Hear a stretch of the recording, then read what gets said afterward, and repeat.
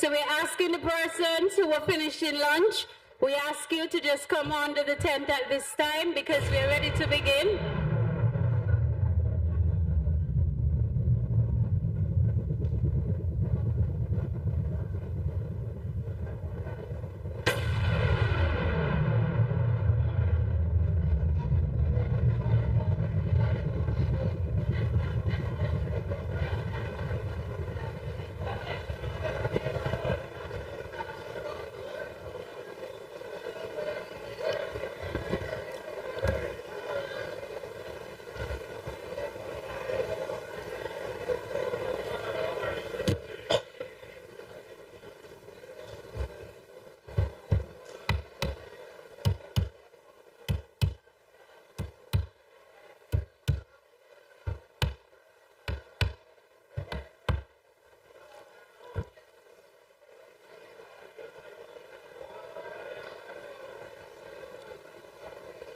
Comrades of Labour,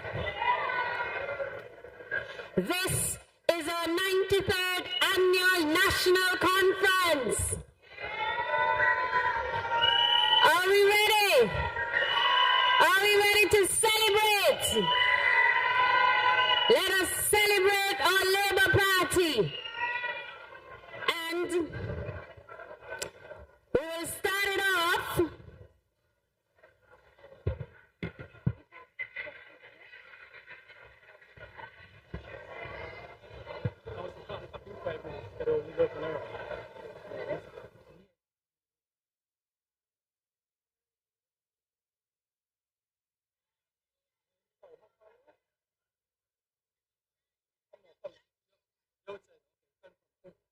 All right. Delegates, friends, comrades, well-wishers, as we gather this afternoon, I would like you to help me welcome the persons that are coming to the stage. Comrades,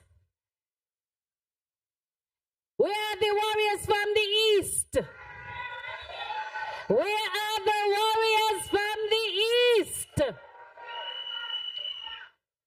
East Master, let us welcome your representative.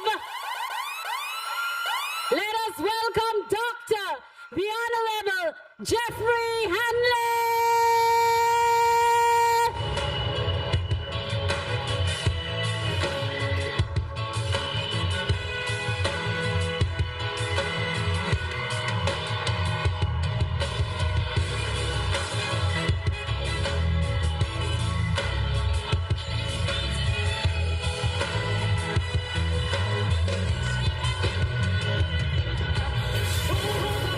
My past is defeated. With you, I can't lose. I'm forever number one. I'm a winner. Yeah. Put on the whole. I'm a rebel. Nothing can stop me 'cause I'm stronger than before. I'm a winner. Let me hear the winner say, I am a winner. Come on, put your hands like this. Say, I am a winner. I am a winner. I love that he says this. I'm always victorious. I'm not falling alone. God's got my back and he won't let me fall. I am a winner. Everybody say, all of the winners say, I am a winner. I am a winner. Now clap your hand like this. Come on. I want it down, 'cause we're gonna win. The force of darkness, it has to bow. No weapon back, the enemy fought shall ever prosper. I'm undefeated with Jesus. I'm undefeated with Jesus. All right, warriors from the East. The East is holding strong with Labour. And now we move to a phenomenal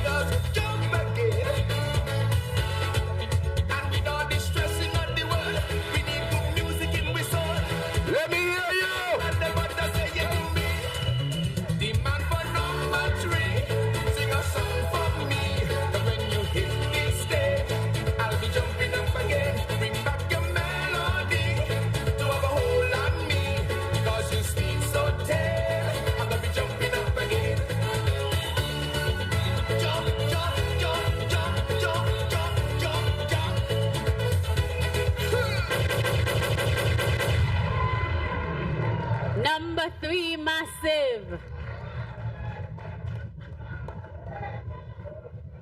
And we continue to roll around the island. They call him the Unstoppable. The man that can't lose in a none that he born for. Number 4, let me hear you roar. Let's welcome the Honorable Samuel Duggins. Tell all your friends and neighbors, we voted for Samuel and Labour.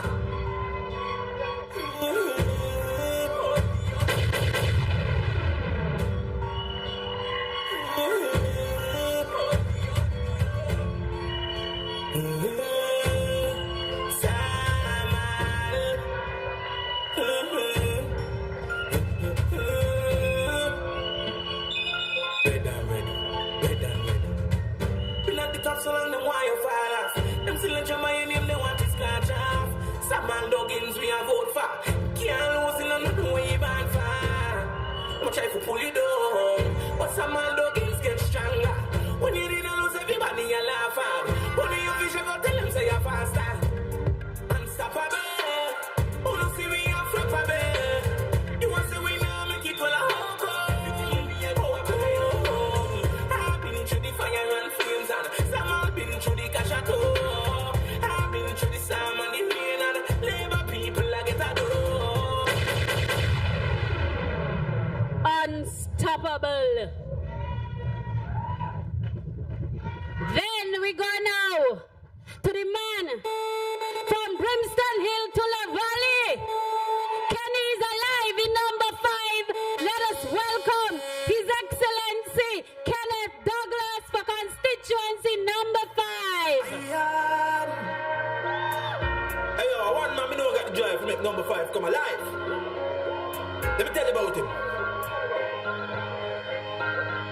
Hey yo, Kenny.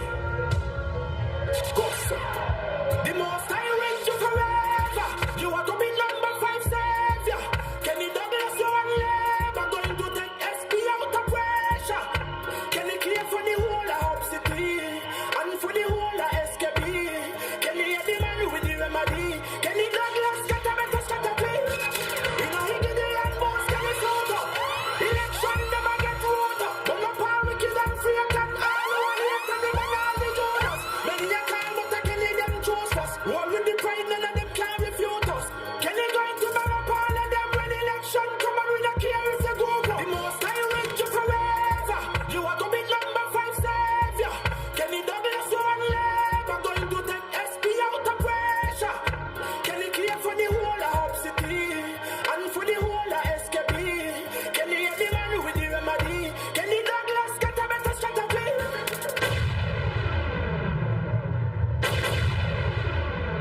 Kenny Douglas and Labour. Then we go to the heartland of Labour, where we are bringing a champion of Labour, a force anywhere he goes. He has been at this thing for 30 plus years, and he never lose, and he ain't plan to lose. He keeps sharing licks in number 6. Let us welcome the Right Honorable Dr. Denzel Douglas.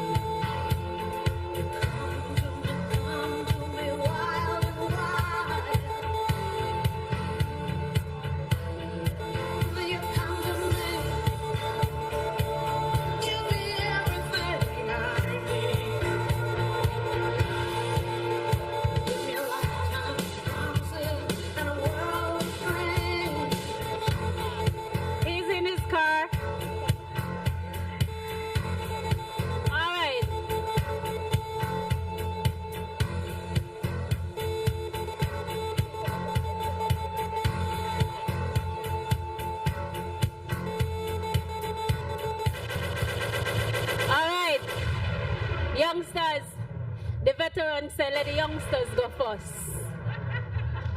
So, we're going to listen to the voice of experience and the youngsters will go first. We move down to constituency number 7. They call him our David, our champion. He is truly a force to be reckoned with. Let us welcome from constituency number 7, His Excellency Leon Natter Nelson. I would say those not how we choose. Then I got the heart like way. Not a work hard since 2003. You don't know nothing about we buy. Stop the Labour Party buy. You don't know nothing about we. Them no know nothing about we. Then I got the heart like way. Not a work hard since 2003. You don't know nothing about we buy. Stop the Labour Party buy. You don't know nothing about we. Them no know nothing about we. Not enough for the people. Here we go. Protect your pride and lose character. Stand firm in the sun, that's how it is. Labour Party in it for the win. Not enough for the people. Here we go, the leader. Protect your pride and lose character. Stand firm in the sun, that's how it is. Labour Party in it for the win. I see the more them fight and the more man name call. Leon Natter number 7 a be about. I think whole I scared till we say the thing shot.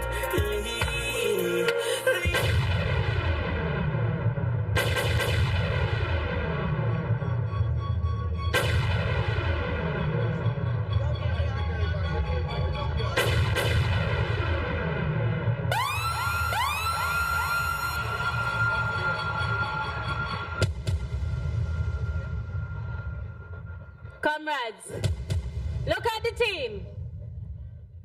Look at what we have on stage before us. They look good, ain't it? All right, step out, let us see how you step out.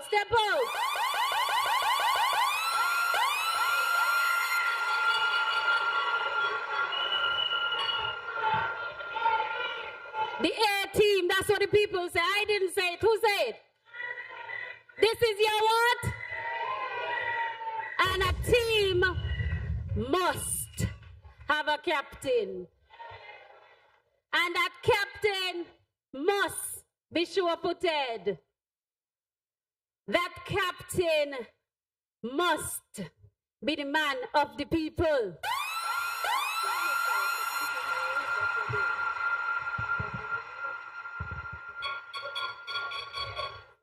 And we're going to come back, eh? Don't worry. I'm going to keep her in suspense a little longer. Right? That's how Labour do it. So, number 1, let me hear you. Warriors from the east, let me hear you.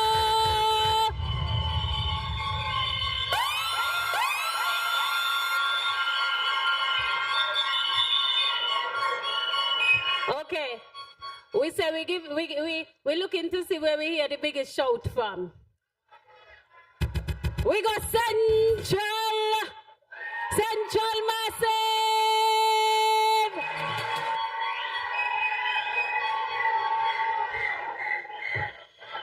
I think that sounds good, but we're going to skip. Let's go down in 4. 4, let me hear you roar.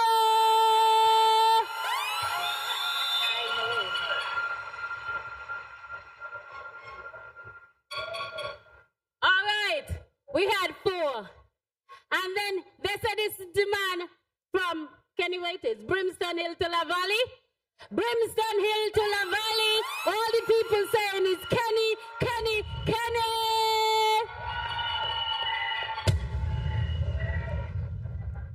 And then we go over, round the corner, to a man that said he's not backing down. He's not turning around. He's moving forward, and he's stronger than ever. Who am I talking about? He said, number 7 will belong to Labour again. The Kitts-Nevis Labour Party. And then, this man, you know, they're very gracious. They call him a boasting, but they're very gracious. So we have to hear it from our host, people. West Boston, number 3.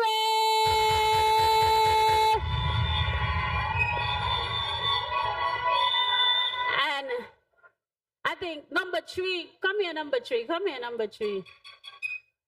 I want you to give them just 1 bar or something, 1 bar, just to warm them up. Which song? He said, which song?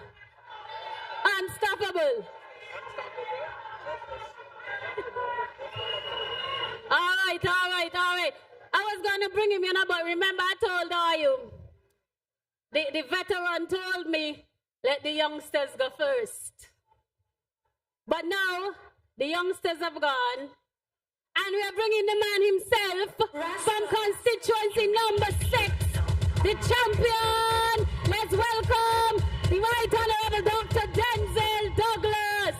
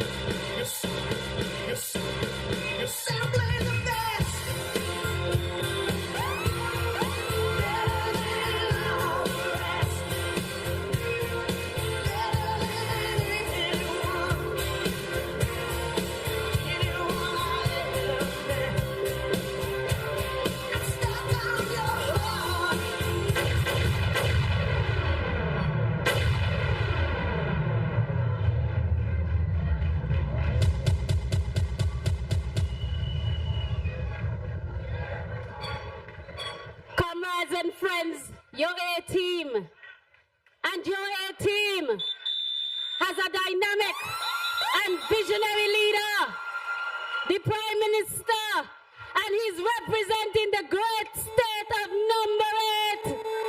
My representative, your representative from constituency number 8, Honorable Dr. Terrence M. Drew.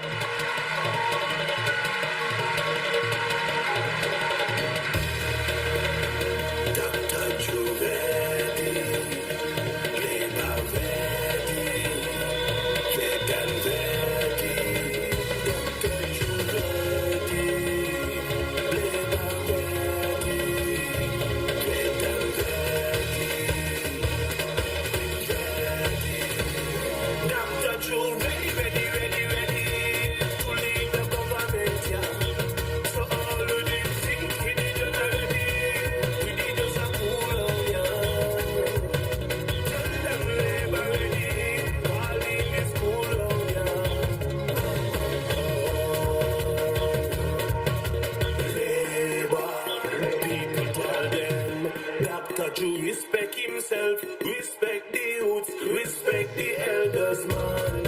He know what he a bring, he know what he a sing. When they put it in a song, the streets of Dr. Juvenile, and he loves this land. This time we now feel, cause them can't cheat again. Not today, just a cool and a pill. No time we go fight. We have a nation to rebuild and get this right.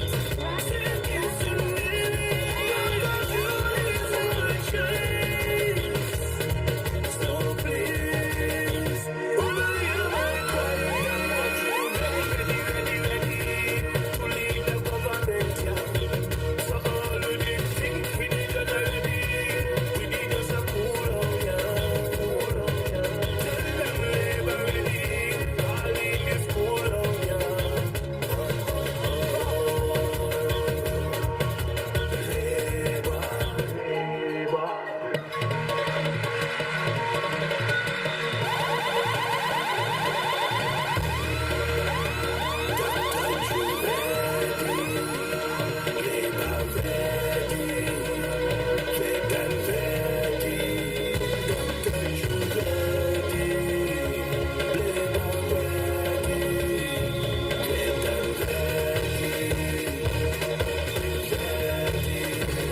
Dr. Joe, ready to leave the government, yeah. So all of these things we need a remedy. We need us a cool on, yeah. Tell them labor ready, all in this cool on, yeah. Labor, people tell them, Dr. Joe respect himself, respect the youths, respect the elders, man. He know what he a bring, he know what he a sing. When we put it in a song, the streets of Dr. Juvenile, and he loves this land. This time we now feel, cause them can't cheat again. Not today, just a cool and a pill. No time we go fight. We have a nation to rebuild and get this right. Take it to me, because you is my choice. So please, will not hear my cry.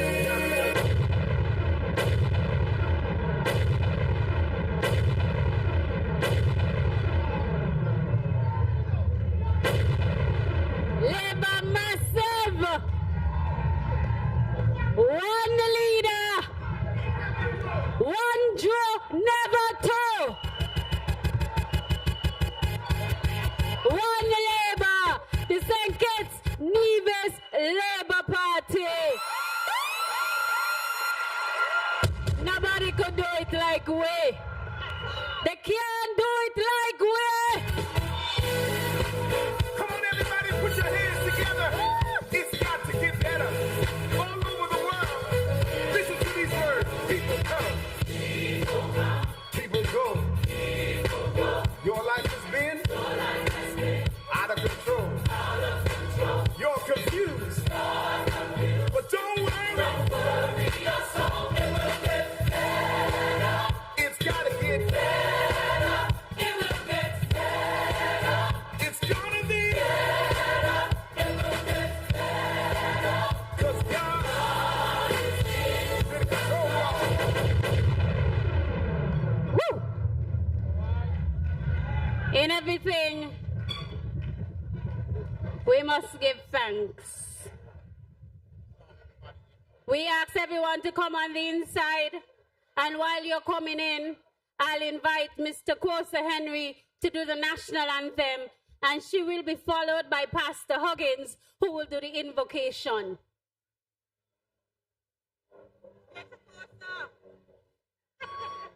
Number 2.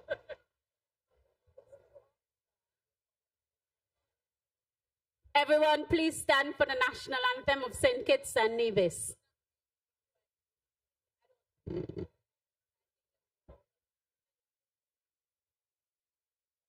Oh, land of beauty, our country where peace abounds, thy children stand free on the strength of will and love, with God in all our struggles. Saints Kitts-Nevis be a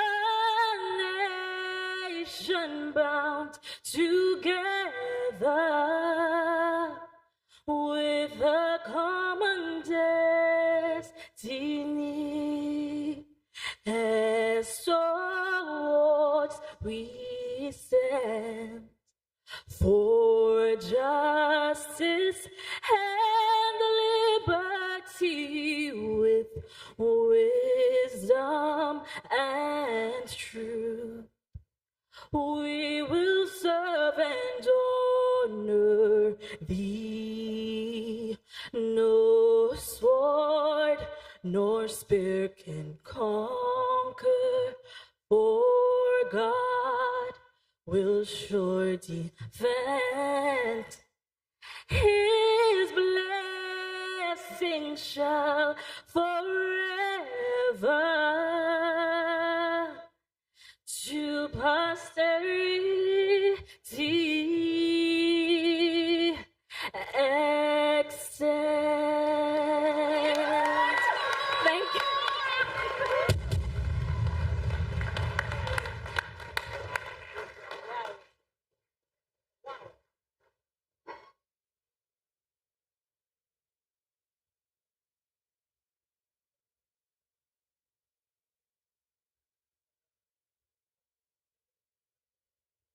Let us pray. Father, this afternoon, we give you thanks. We give you praise. We give you glory. We give you honor. God, for 93 years, God, you has kept this Labour Party through many danger, toil, and snare. They have already overcome. It is grace that brought them this far, and it's grace that will lead them on. This afternoon, Father, Lord, I remember those songs they used to sing.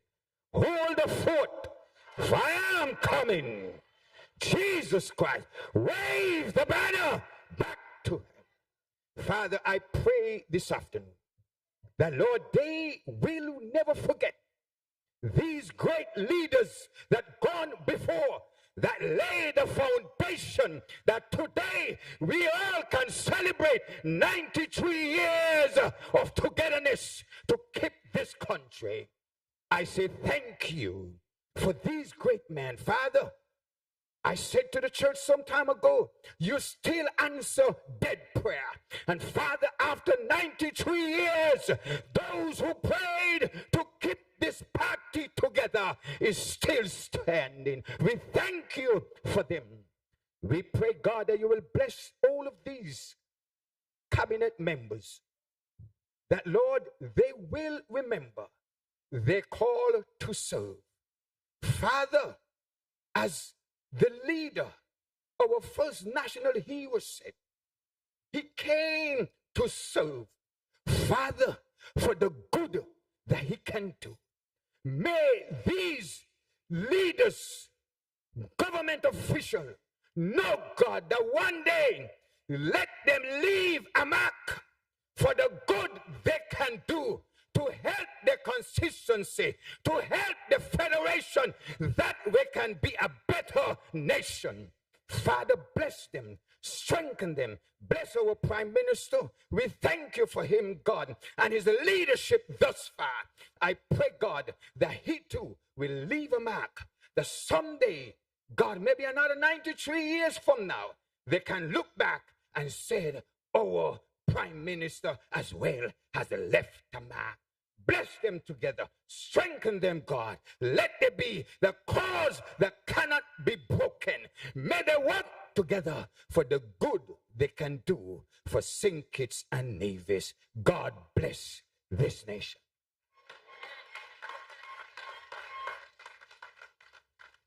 Amen, amen. And you may be seated.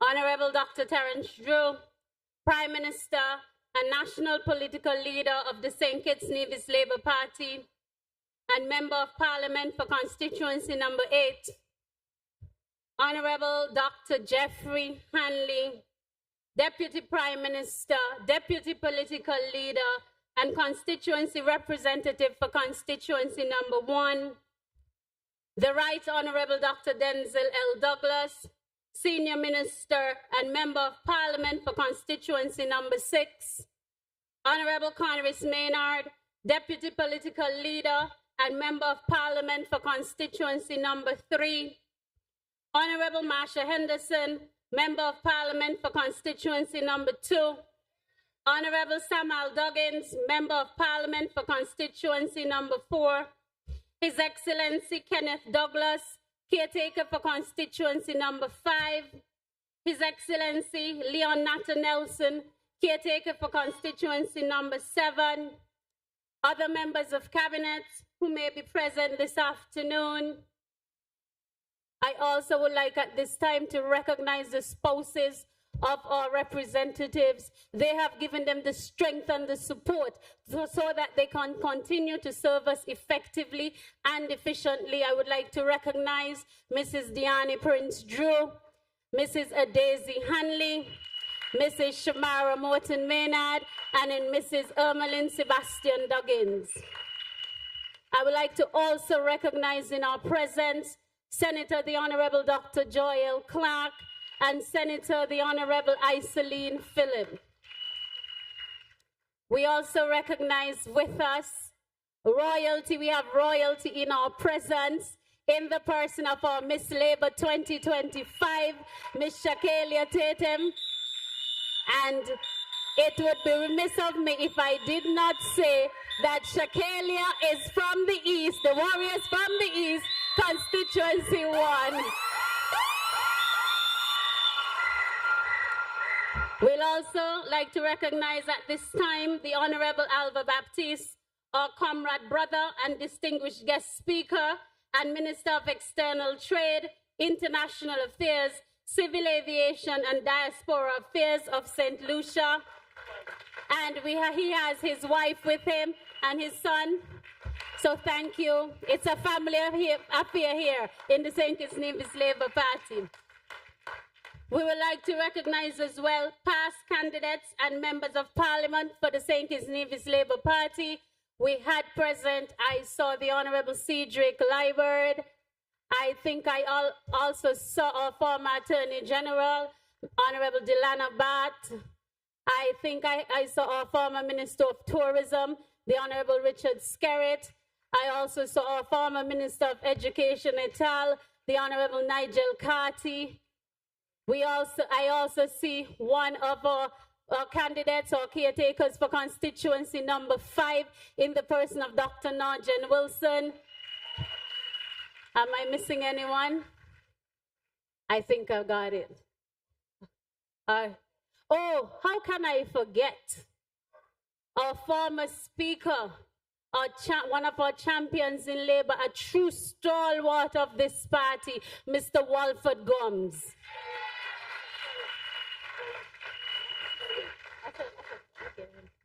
All right. Then we also would like to recognize members of the Diplomatic and Consular Corps, including His Excellency Mr. Michael Lin, Ambassador of the Republic of China on Taiwan, Ambassador Lin and his delegation. We also recognize other members of the Diplomatic Corps who may be present with us. We recognize the executive members of the St. Kitts-Nevis Labour Party, the President and executive members of the Trades and Labour Union. They're right here present. And we also would like to recognize as well representatives of the business community. They are here with us this afternoon also. Members of the clergy and other civil society groups, stalwarts of the St. Kitts-Nevis Labour Party, specially invited guests, members of the media, ladies and gentlemen, a pleasant good afternoon. Esteemed comrades, delegates, and friends of this great St. Kitts-Nevis Labour Party, it is with great pride, renewed purpose, and unwavering commitment that I welcome you to this, our 93rd Annual National Conference. At this time, we remember those who are sick and unable to join us in person. We pray for their healing. Between last conference and now, we have lost some of our stalwarts who fought valiantly in the cause and have gone home to glory. Before I go into the remembrances for those, I also would want us to remember that May is a very significant time for the St. Kitts-Nevis Labour Party. It was on May 18th of almost over 40 years ago that we would have lost Sir Caleb Azariah Paul Southwell, one of our national heroes and champions. In the month of May as well, we would have lost our leaders, Sir Robert L. Bradshaw. We lost Sir Bradshaw. We also lost Sir Lee Llewellyn Moore in May as well, and Joseph Nathaniel France, our national heroes. So May is a very important month for us in the St. Kitts-Nevis Labour Party. We celebrate, yes, but we also remember those who gave their life for this party. At this time, I want to especially remember our former minister, who between last conference and now he's no longer with us, and I would like us to remember the Honorable Glenn Ghost Phillip.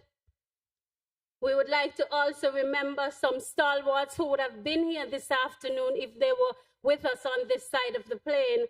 Mr. Delbert Yubutu Samuel, Miss Zelda Tucker, and our Labour General, who was always locked and ready, Mr. Cleon Bugner Ray. And also, we remember this time as well, Dexter Tyrrell. I want all of us to stand and observe a moment's silence for those who we have lost. 1 minute.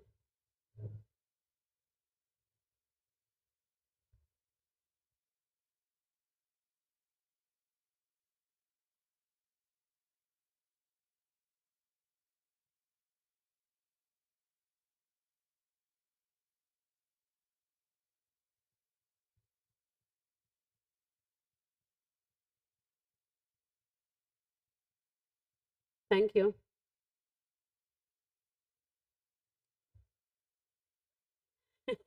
Comrades, today as we gather, we are united in purpose, grounded in principle, and fired up by our theme, powering progress, championing workers.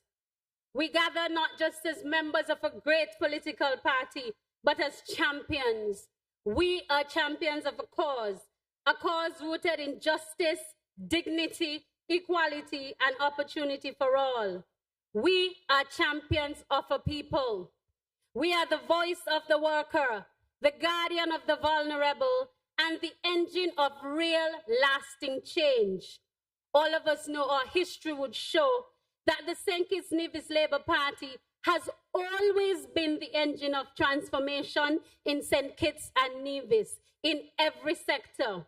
We are the party of the people. We are the party that builds, and we are the party that delivers for the people of St. Kitts and Nevis. As we reflect on our theme, powering progress, championing workers, it is more than a theme. It is a mission to build a better St. Kitts and Nevis. It is about investing in our youth, defending our democracy, protecting our environment, and building an economy that works for all, not just the privileged few. It is about empowering our people and restoring our dignity and national pride. Comrades, this party has never been afraid to speak truth to power. We have never been afraid to stand up for the many, not the few, for the many. And today, as we gather for our 93rd Annual National Conference, we say with one voice, Labour people with one voice, we will not stop. Say it after me, let's go. We will not stop. We will not slow down. And we will never give up. Because we are fighting. fighting for the people who are counting on us. The journey has been filled with many challenges, but as a resilient party, we press on. It's a journey that demands courage, a journey that demands clarity. It demands collective action, and it demands that we as a Labour Party be bold. We as a Labour Party be united, and we as a Labour Party be unrelenting. That is us. That is who we are. The St. Kitts-Nevis Labour Party. There is no obstacle greater than our resolve, and our resolve built on the principle for the good that we can do. No hardship is stronger than our togetherness, and no voice is louder than our voice, because our voice is the voice of a people determined to shape our own future. Comrades, this is our time. This is Labour's time. This is our movement. This is our moment in history to power progress. We cannot do it in speeches alone, but in action. We have to be action-oriented. We must do it in policy, and we must do it in leadership, and we must do it not just from the platforms or from the halls of government, but we must do it in the streets and the alleyways. That is what Labour is about, delivering and continuing to deliver. As our nation watches, let us remember, as the members of St. Kitts-Nevis Labour Party, that we're going to say it, we will be bold. We will be fearless. And we will be unshakable. So let's say it together. Bold, fearless, unshakable. Because that's who we are as the St. Kitts-Nevis Labour Party. And it is against this backdrop that I am very proud and honored as a member of the St. Kitts-Nevis Labour Party to welcome each and every one of you, those in person and those online, to this, our 93rd Annual National Conference 2025. Welcome, comrades. And again, what are we going to be? And what? And what? Unshakable. Thank you and welcome. Nobody gonna break us down. Nobody gonna slow me down. Oh no, I got to keep on moving. Nobody gonna slow us down. Nobody gonna break us down. Nobody gonna slow me down. Oh no, I always keep on moving. One step ahead. Cut them boys dead. One step ahead. Always. All right, comrades. And we have friends all over the world. I just got a message that we're getting greetings from Friends of Labour Toronto. And I think it's a video greeting. So the Friends of Labour Toronto are locked in, and they too would like to bring their welcome remarks and their congratulatory remarks. Leadership, grace, and resolve. Prime Minister Dr. Terence Drew, and the power of judicious second chances. In every great society, the mark of true leadership is not simply found in one's ability to make declarations or stand tall in moments of applause. It is seen in the delicate balance between grace and accountability. The ability to extend a hand, even to those whose past may be complicated, is not a sign of weakness, but of strength, compassion, and confidence in one's values. Prime Minister Dr. Terence Drew has exemplified this very balance. Dominicanos, okay, right? We're the Spanish people. Let us see a Spanish contingent in the house. And they sent their congratulatory remarks to the St. Kitts-Nevis Labour Party. Congratulations on your well-deserved success. 93 years is not an easy milestone. Your hard work, dedication, commitment to the people, and perseverance have paid off. And this achievement is a testament to your talent and commitment with the different people that govern this organization for decades. An exceptional and outstanding organization. And I want somebody to say thank you, and I want someone who can speak the Spanish well to say thank you. So can you come? Tell these people thanks. Who?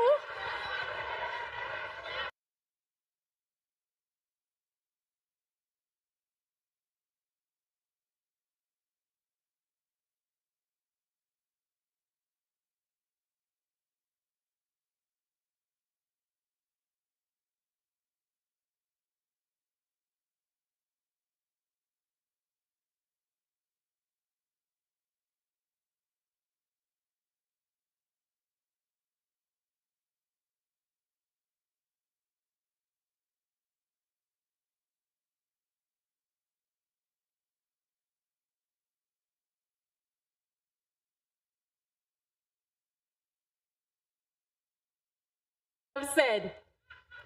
Are we ready with the Friends of Labour Toronto?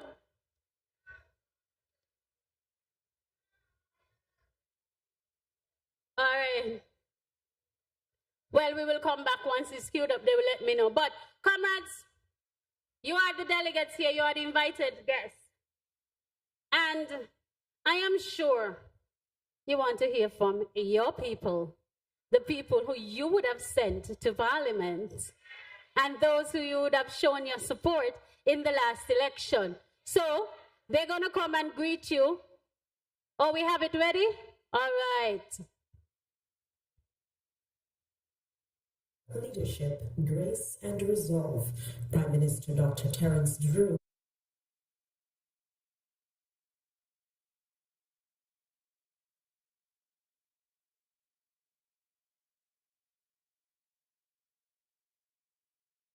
In moments of applause.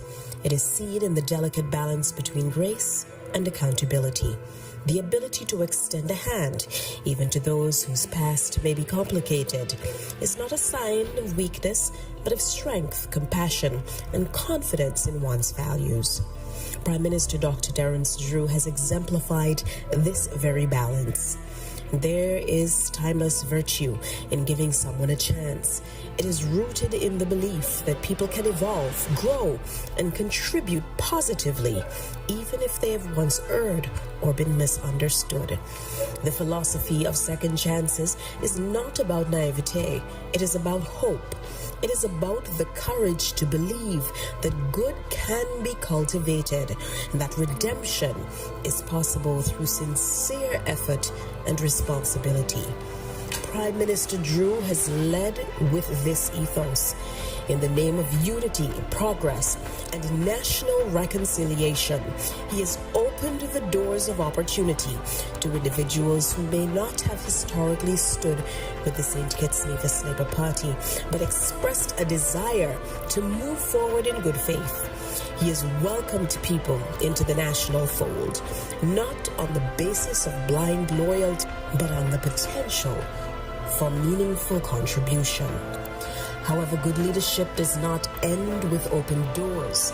It also demands vigilance, discernment, and above all, the courage to act when trust is violated. When evidence or behavior reveals that grace extended is being exploited, when it becomes clear that the national interest is being undermined, leadership must take swift and corrective action. And that is precisely what Prime Minister Drew has done. He has shown that he is not beholden to political convenience or emotional bias. He has demonstrated that the integrity of his office, the protection of our nation's resources, and the defense of our democratic institutions outweigh any personal or partisan ties. In doing so, he has sent a clear message. St. Kitts and Nevis is not for sale, and those who treat this nation as a prize to be exploited will find no safe harbor here. This moment is instructive. It reminds us that true leadership is not about prejudging others, nor is it about standing idle in the face of impropriety. It is about believing in the best of people, but acting decisively when that belief is betrayed. Dr. Terence Drew is leading with both heart and spine, and our federation is stronger for it. In a region and indeed a world often shaken by opportunism and instability, St. Kitts-Nevis is blessed to have a leader who stands firm, speaks truth, and protects his people with dignity and strength.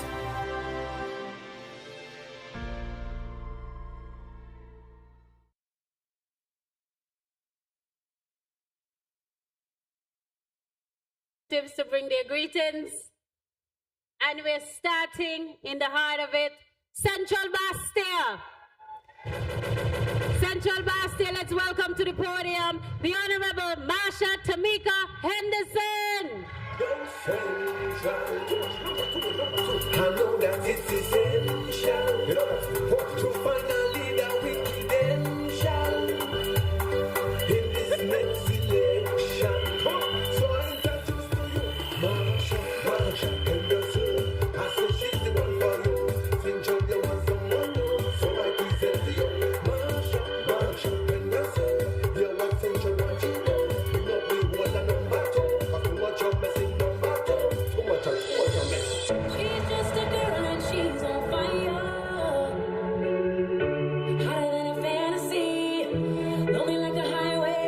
Oh, she got 4 feet on the ground and she's burning it down. Oh, she got her head in the clouds and she's not backing down. They wanna know, they wanna know, they wanna know, they wanna know. Come on, what's my name now? Good afternoon, comrades. And of course, good afternoon to our specially invited guests. Conference 93, are we ready? Are we ready to celebrate? Conference 93, Central Bastille, don't move. Do not move. I bring you greetings from Central Bastille. And this afternoon, I am immensely proud to be standing and representing the good people of Central Bastille. You see, Conference 93 on the 6th of August, 2022, Central Bastille spoke loud, and they came out overwhelmingly and said to the people of St. Kitts and Nevis that they wanted me to be their representative. And so this afternoon, I continue my best efforts to represent you fully. I want at this time to recognize the branch executive led by our chair, our comrade chair, Comrade Genevieve Mills, and his team who continue to do the work of this party in Central Bastille. I want to recognize all the volunteers, all the lovely people from Central Bastille. Thank you for your continued support. Thank you for coming out in your numbers. I love you all. I recognize all of our fallen comrades as well. I see Mrs. Morton. We recognize her husband, Rudy Morton, who was a champion for the work in Central Bastille. I see Prudence, Comrade Wilma, and all of the good people, even the Spanish, Comrade Mario, and the others. And so are we ready to celebrate? We're not here to talk, we're here to celebrate the legacy of this great movement.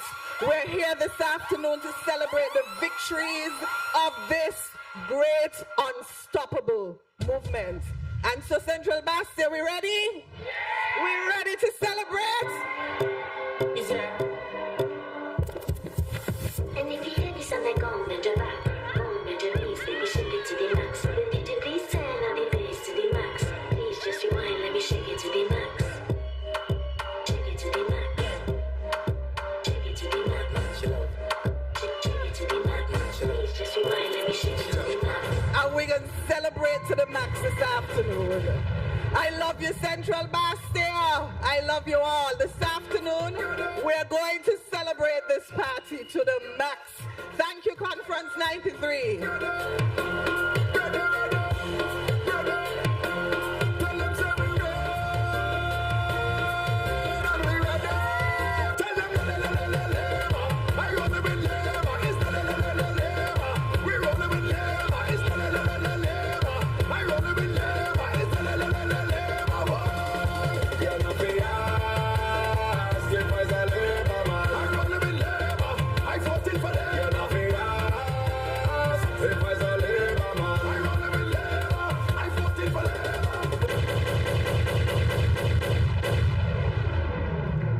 Central Bastille Jiggy.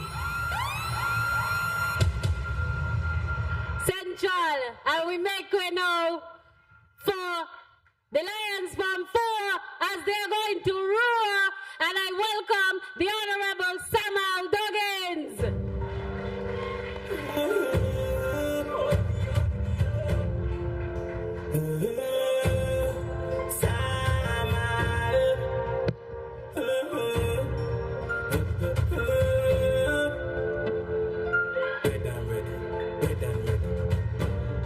So long the wire fall off. Them still a drummer in him, they want to scratch off. Samuel Doggins we a vote for. Can't lose in on the way you ban for. I'm trying to pull you down, but Samuel Doggins get stronger. When you didn't lose, everybody a laugh at. When you fish, go tell them say you're faster. Unstoppable. Who don't see me, I'm flappable. You want to say we now make it well a walk. I've been through the fire and flames and through the Kashato. I've been through the storm and the rain and labor people I get a do. Unstoppable comrades of labor. How are we feeling today? That's right. I am really honored to be standing here amongst the great A-team here at the 93rd conference of this great party. Let us give this A-team a round of applause. Comrades, August 2022, this country got together and determined that it wanted a difference and it wanted something better because we said it would be better with labor, and they got better, comrades. You got better, comrades. Comrades, the constituents of constituency number 4 said that we don't care if it was impossible. I remember coming in and they said, Samal, the number that you're looking at has never been turned around in no one election. And I said, that's okay. Because the Lions in number 4 was ready to roar. And we not only turned around the numbers, comrade, and won. We put another 500 plus on the 355 that they left. That is what we're talking about, comrades. But that is the support of an A-team. That is the support of a great body of people that we call comrades, and that's your support. Because we could not do it without you. For 93 years, this party has been moving St. Kitts-Nevis in the right direction. Every major initiative that you could think about, whether from healthcare, land ownership, electoral reform, support of our workers, every single major policy in this country that has uplifted our people has come on behalf of this great institution. Your great institution. And as one of the elected leaders to move this constituency and help to move this party forward, I stand with great esteem to let you know that we will never stop working on your behalf. We'll never give up in the fight, no matter how tough it gets. Because this is your movement. This is our movement. This is the real movement of St. Kitts-Nevis. We could go as far back, and we have found great leaders. And I want to ensure you that as far forward as we go, we will continue nurturing and creating great leaders here in this movement. So comrades, I want you to give it up again for your A-team. I want you to give it up for the constituents of constituency number 4 who elected me and sent me to Parliament. And I want to give it up for the leader that led the team into the general election and into victory, the Honorable Dr. Terence Drew.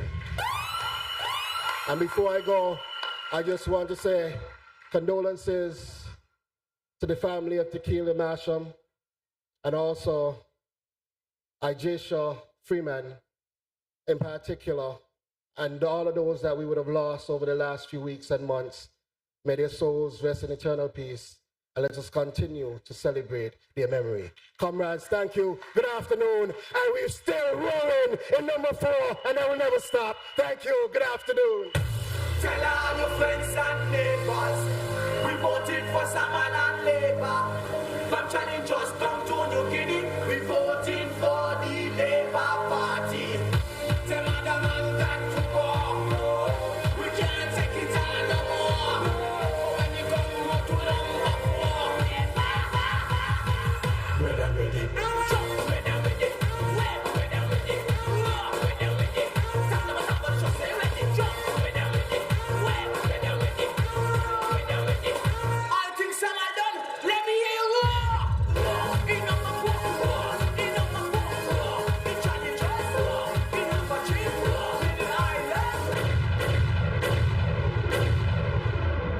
You think we're playing?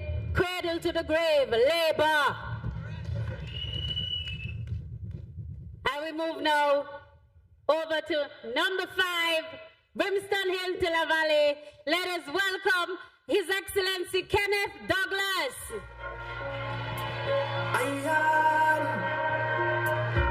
yo, one man, we don't get drive to make number 5 come alive. Let me tell you about him. Hey, yo, Kenny. Gossa. Yeah, the most I rich you forever. You want to be number 5 savior. Kenny Douglas, you are never going to take SP out of pressure. Kenny clear for the whole of Hope City and for the whole of SKB. Kenny had the man with the remedy. Kenny Douglas got a better strategy. In a Higgity and most Kenny Soto. Election never get water. Don't go palm wicked and free and all who are here to the man and the Jonas. Many a can't go to Kenny them chose us. One with the pride, none of them can't refute us. Kenny going to buy up all of them when election come and we don't care if they go wrong. Comrades of Labour, good afternoon. Conference 2025, good afternoon. Constituency number 5, come alive, number 5. Come alive, number 5. Comrades, Conference 2025. It is always a pleasure to be here amongst you, my Labour comrades. Give yourselves a round of applause. Comrades, I want to first of all thank our Prime Minister, Dr. Terence Drew, for his leadership thus far. Give him a round of applause. I can't continue unless I thank these people right here behind me. From constituency number 1, Dr. Hanley, all the way up to constituency number 7, Mr. Natta. Give them a round of applause also. They are doing a wonderful job thus far, but we have a lot more work to do. Comrades, I want to big up, and I want to say it like this, I want to big up my constituency of number 5. In 2022, we came very, very close. Very, very close. And so I want to thank all of the comrades, everyone who voted for me in 2022. I also want to mention my executive, led by Leroy Benjamin. Give my executive a round of applause. They are doing a wonderful job thus far. And all those who have contributed somewhere, somehow, in constituency number 5. I want to greet also the people from constituency number 5 in the diaspora. Give them a round of applause also, people. But I want to say 3 things.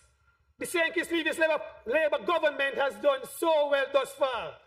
As our Queen said in our Labour Queen show, we are doing weller than well. Repeat after me. We are doing. I want to just mention 3 of the numerous things that our government has done so far. When I hear some people talk, I want to know what they are looking at or what they are listening. But I want to big up my government on the Aspire program. Give them a round of applause. The Aspire program. Our children, you have something to look forward to. I admire this government also.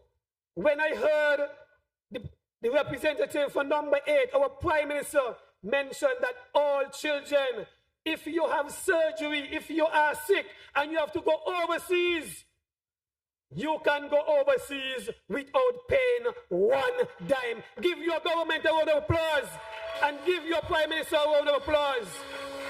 We are doing weller than well.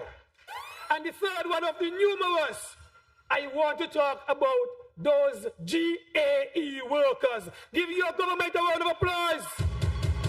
So many years without your pension, and it took this government to come here after 7.5 years to give you your pension. Give yourselves a round of applause, GAE workers. So I want to finish by saying this government continues to work for you, the people of St. Kitts-Nevis. And as I said before, we are doing weller than well, and we will continue to work for you, the people of St. Kitts-Nevis. Enjoy the rest of your afternoon. Thank you very much. This government good. This government nice. Good government.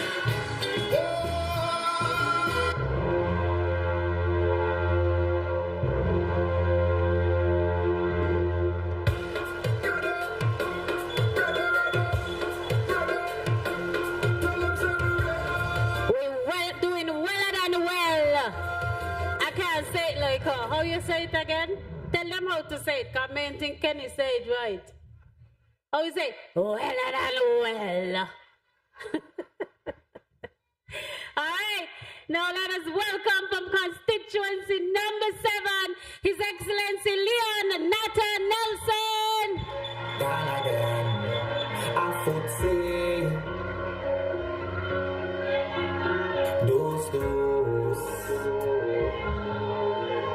Not how we choose.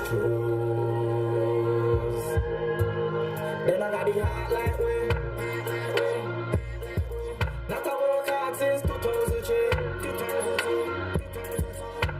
You don't know nothing about we lie. Stop the Labour Party lie. You don't know nothing about we.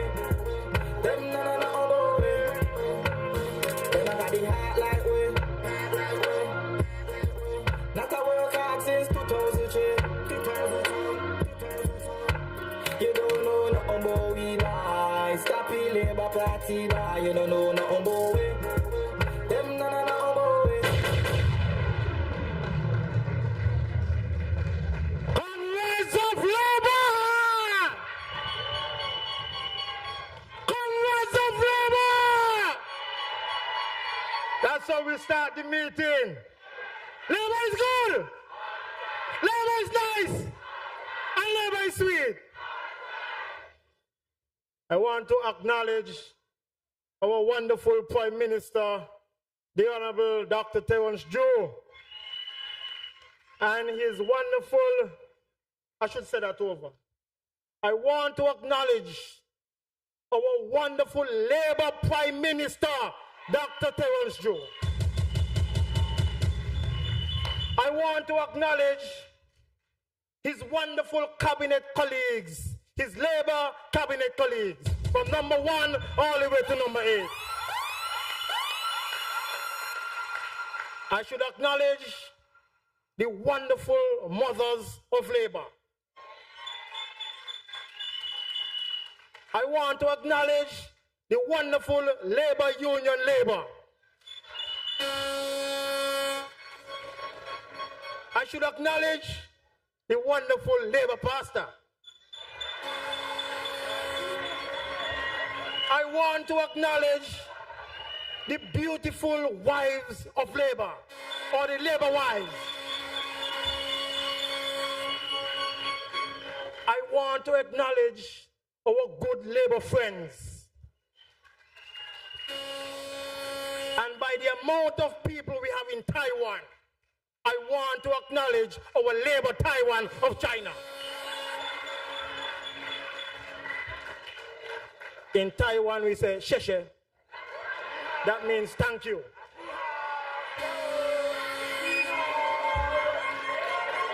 I want to acknowledge the labor nurses, the labor busmen, the labor masons, the labor carpenters. I want to acknowledge all of the labor people here today. Because it doesn't matter your capacity. I am labor. You are labor. So we have one labor. Just one labor.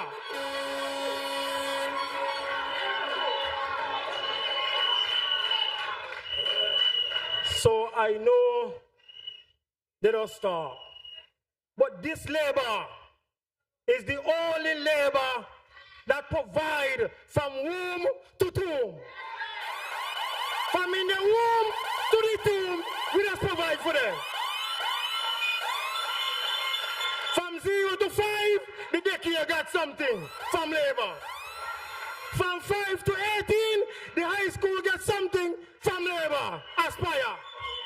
From 18 to something, you get something from labor. And when you don't work, you get a pension from labor. From womb to the tomb, you get labor. Only labor.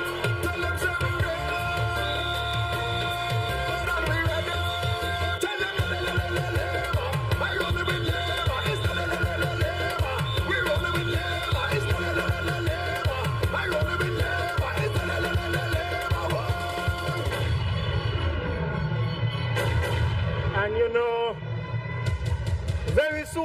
very soon, because we have 5 wives here today, Oh, I should have acknowledged our labor friends from St. Lucia.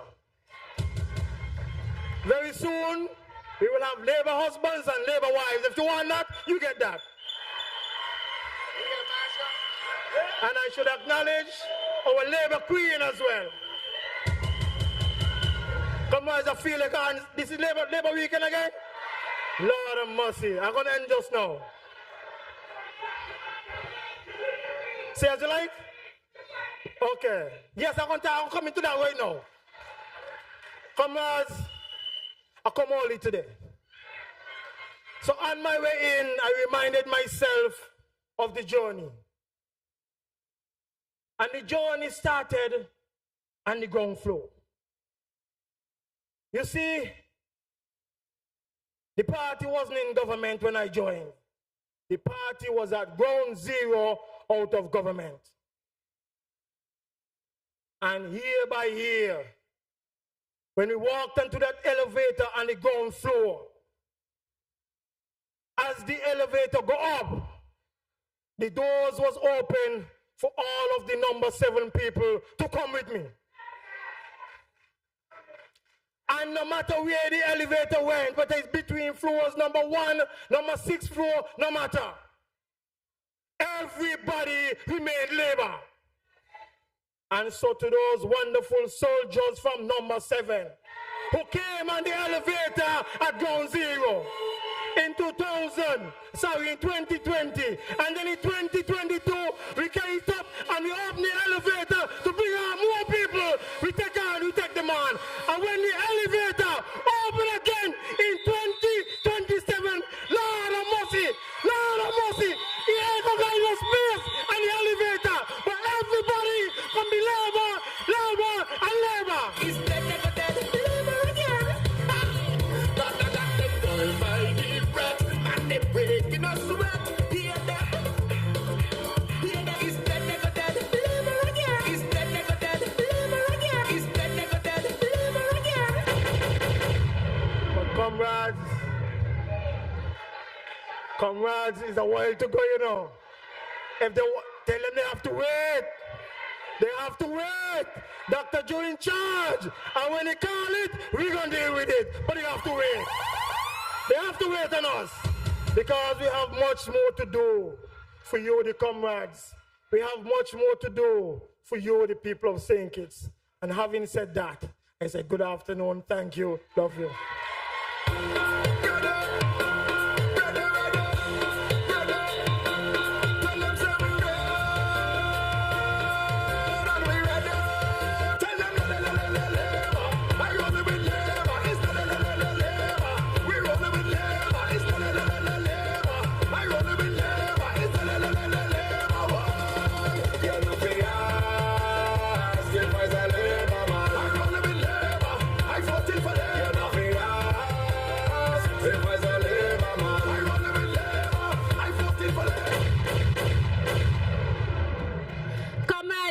I don't know about you, but Leon make me feel like I want to vote tomorrow. PM, what you say? What you say, PM? What you say? What you say? You ready to go vote again and vote back Labour? Vote Labour. Constituency 1 Labour. Constituency 2 Labour. Constituency 3 Labour. Constituency 4 Labour. Show me your voting finger. Raise up your voting finger. Show me your voting finger. Raise up the voting.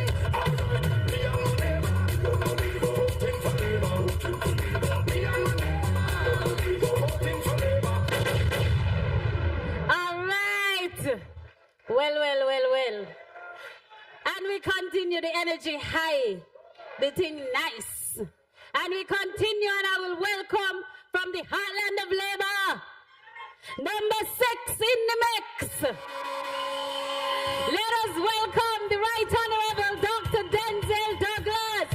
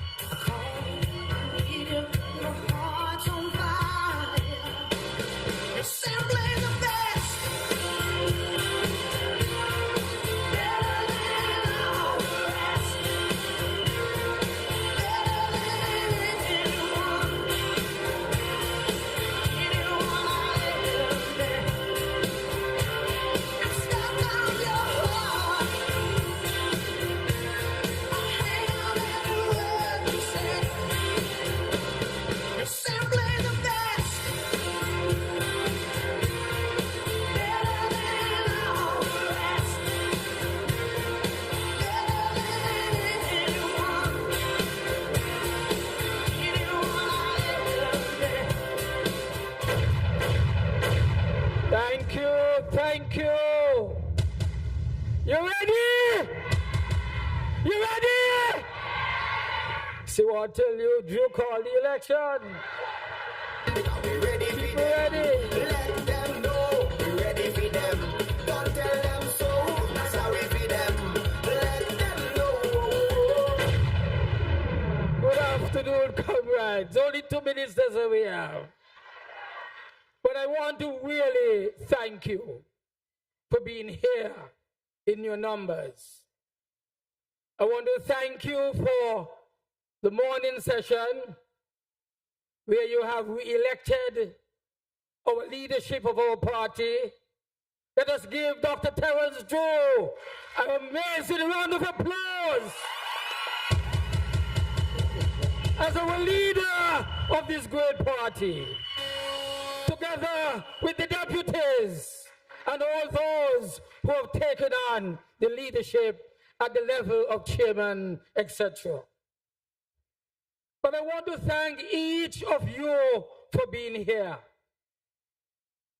We could not be where we are today without you, the masses of Labour. And don't allow anyone to tell you that you are not important in the scheme of things. You are more important than us here in the leadership, because without you, we have nothing to lead. That is why this afternoon we have good reason to give God thanks for what we have achieved over the last 2.5 years. Mind you, there's much more to be done, but we must give God thanks for what we have achieved so far. I want to thank those who have assisted us over the years, especially me in my own constituency, number 6. I want to thank the present C6 executive branch, the chair, and all the others who are of the executive who have pledged to make sure that this constituency, number 6, remains the heartbeat, the heartland of Labour. Because I keep saying it time and time again, number 6, we have never ever flirted with the opposition. Since 1932, number 6 has remained bedrock of labor here in this country. And it must be made like that, you know. Because with the current leadership of C6, led by Chris Freeman, the former leadership led by Sandra Swanston and her group, the Labour Women Group Capital for Women Development, led by Henrietta, we will continue to walk with you, ask you for our support as we move in preparation for the next battleground. And those of you who have been with us all along, our friends in the diplomatic community, Taiwan, give them tremendous round of applause.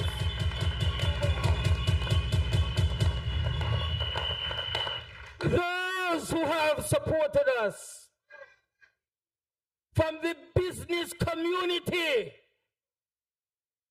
those who are of commerce in this country and have stood out with us, we say thank you, though I will not name you today. And those of Cuba, and those of Venezuela, and those of the United States of America, and those from the United Kingdom, the diplomatic community that has provided support as we've moved along. But we are not the only ones here who must be remembered and to whom we must say thanks. We say thanks to those 2 senators. I give thanks and praise to Dr. Joel Clark of number 6. Iselin Philip of number 8. Iselin Philip Plus.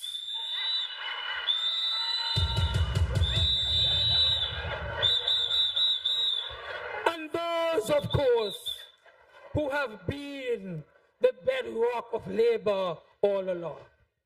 Finally, I greet my own comrade from St. Lucia here in the Caribbean region. He has come today to deliver a message to the comrades from the St. Lucia Labour Party.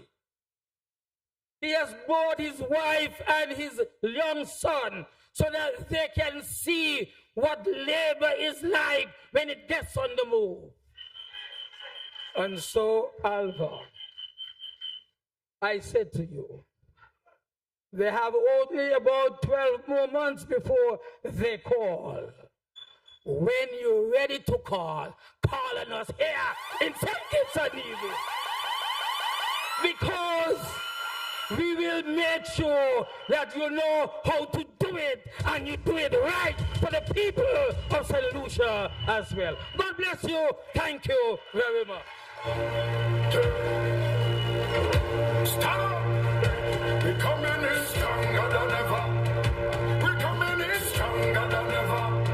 Everybody start jumping to labor, to labor, to labor, to labor, army, to labor, to labor, to labor. Army is a nation of ready, ready, ready, ready, ready, ready.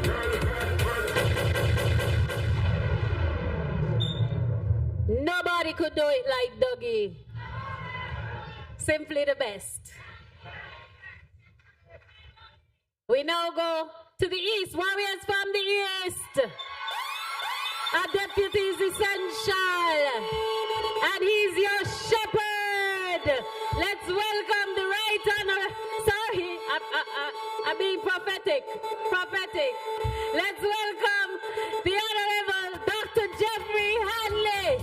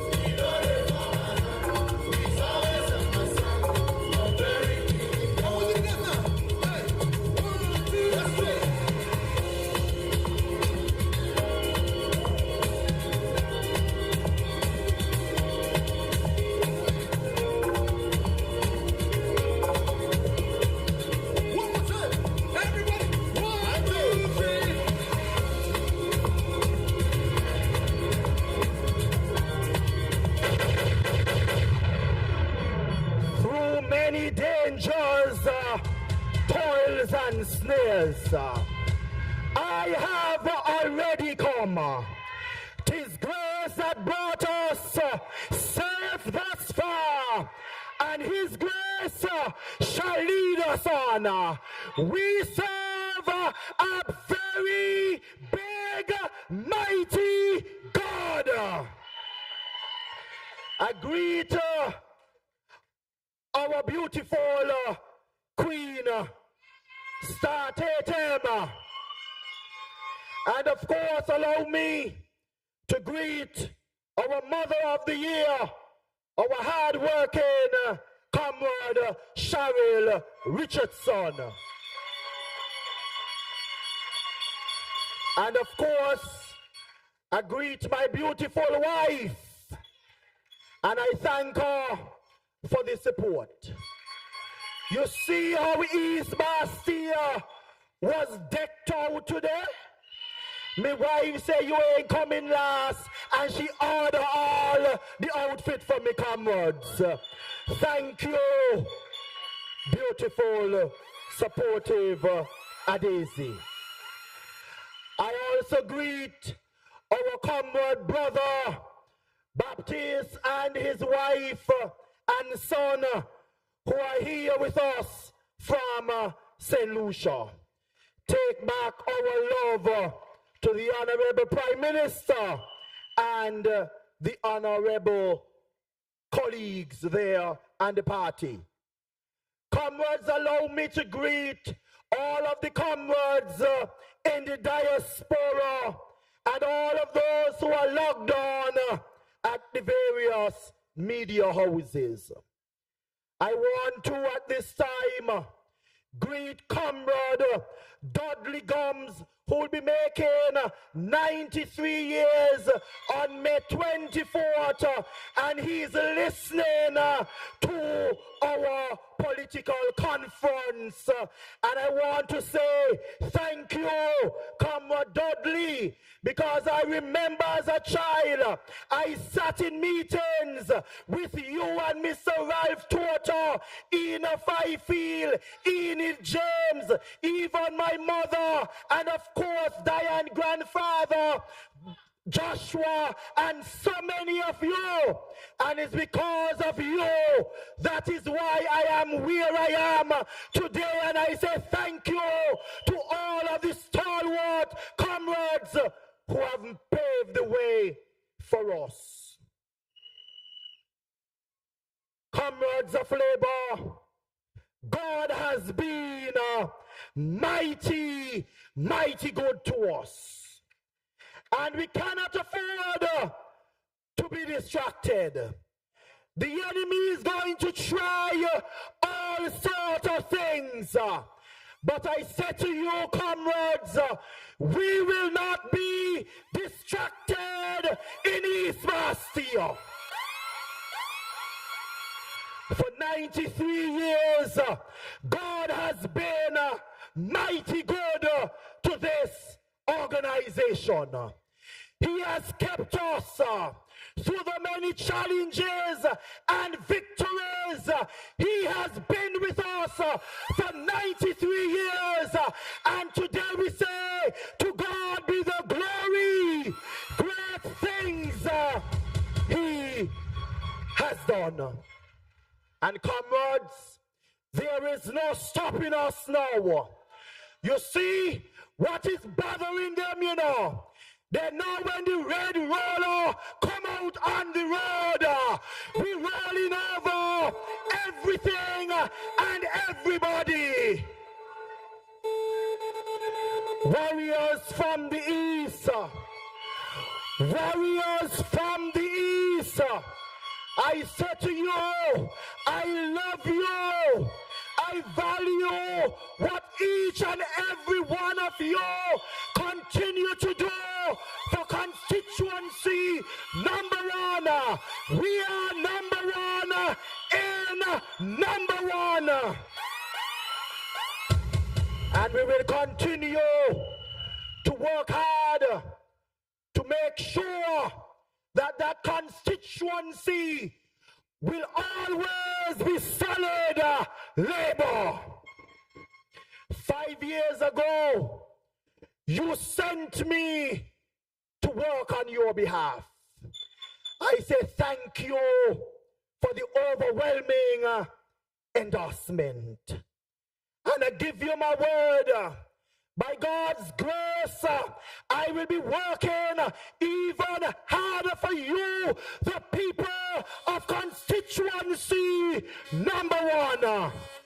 You don't start to see all of the trophies, and they don't get in frightened, and they're saying all sorts of things. Not a color other than red will run East Bastille. So comrades, I urge you to keep your eyes on the prize. Comrades of labor, I urge you to keep your eyes on the prize. And comrades of East Bastille, all of my warriors in East Bastille, I give you the charge this afternoon in East Bastille school calling. We are going to be on the streets and we are not coming off until the Honorable Prime Minister ring that bell. And when he ring that bell, licks again. Box 1 to 6, licks again. My comrades, it is a pleasure for me serving in this dynamic team. I thank God for the leader that He has given to us to serve at this time. And all of the candidates and ministers, we give God thanks for them. The record will show that in 2.5 years, this government have outdone any government in 2.5 years. That is a fact. And we ask God for his continued guidance and grace. And we ask him for his strength as we go out there on the battlefield to fight for each and every one of you. East Bastille, I love you. I love each and every one of you. I say to you, comrades, hold the fort, for we are coming. Victory, another victory is just on the horizon. Whenever the time call, it is labor again, labor again, labor again. One love, one love. Are you ready? Are you ready? Are you ready? Are you ready? I'm ready. I'm ready. I'm ready. I'm ready. I'm ready. I'm ready. Let's get. Come, let me do it again. Everybody, let me do it again.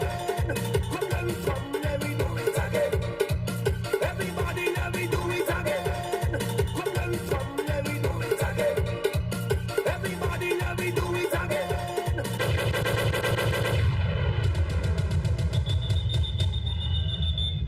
East Bastille is ready. East Bastille is hot, on fire. Comrades, now we'll hear greetings. We have been so wonderfully taken care of here this afternoon at Manhattan Gardens. And I think it's a tribute to the hospitality of the people of West Bastille. And I'll invite their representative now to bring some greetings. Let us welcome the Honorable Conrad Maynard. Seconds, you ready? Yes, we ready now. Seconds, you ready? Yes, we ready now. Beavers, you ready? Yes, we ready now. Beavers, you ready? Yes. I can't hear you. I can't hear you. When we move as let the whole world. They can't keep labor. They can't keep labor down.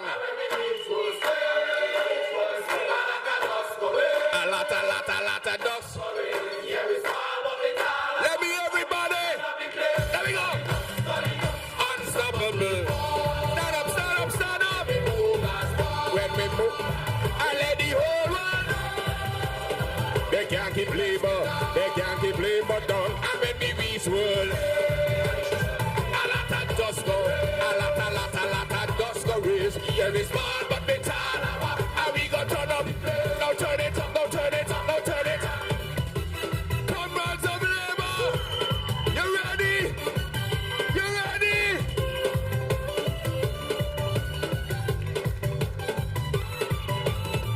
Will you ever sit and watch your homeland plunder just because we can't work together? I wanna hear you shout it. Will we stand for any low life little gangster jeopardizing me bread and we butter? I wanna hear you. So let me show the world that we can overcome our tribulations whenever we live and move as one. So let me show what togetherness achieve, and we can make it as long as we believe. That is why election come. We vote in labor strong and rocking the whole tongue unstoppable. When we move as I let the whole world. They can't keep labor. They can't keep labor down. And when we reach work, a lot of licks go. A lot of licks go share. Now we spot, but we and we go turn up the play. Now turn it, now turn it, now turn it. Now tell them send on, and bring whatever and whenever. And we go conquer them, and we go better them. Send on. I wanna see the whole conference wave. Let me see your wave. Everybody wave. Let me see your wave.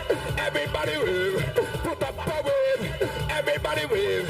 Man, this ain't no joke. Labor, we are an unstoppable force. Comrades of labor.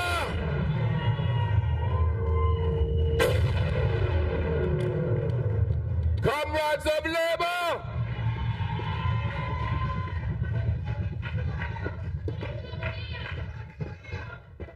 You ready? You ready? You ready? Let them know we're ready for them. Comrades of Labour, it is my privilege once again to be at a national conference, the 93rd such occurrence in St. Kitts and Nevis. I want to first, of course, extend heartfelt gratitude to the comrades of Constituency number 3. Let me hear you. Who are the ones responsible for giving me this awesome responsibility of service in Constituency number 3? And I want to take this opportunity to pay some respects to some fallen comrades in Constituency number 3 over the last year.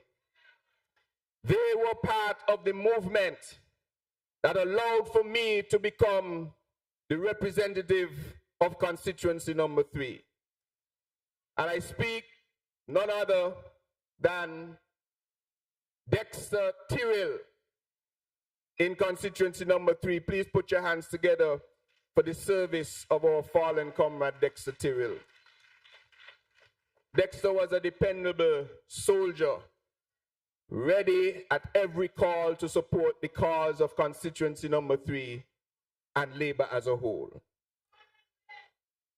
I also want to take this opportunity to pay tribute to Zelda Tucker, who was always there through thick and thin, always present and ever supportive.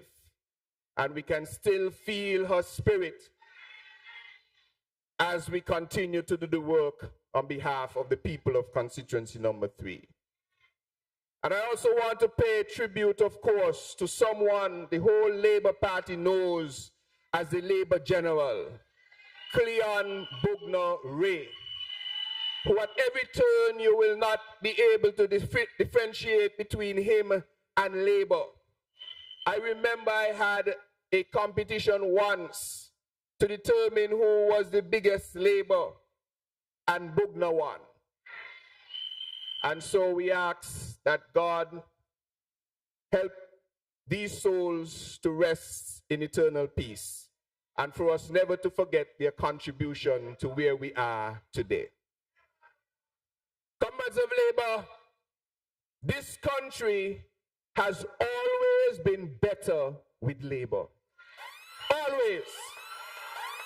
From its inception in 1932 with the Workers' League, it was the St. Kitts-Nevis Labour movement, starting with the Workers' League and then going into the St. Kitts-Nevis Labour Party that has built this country from the ground up.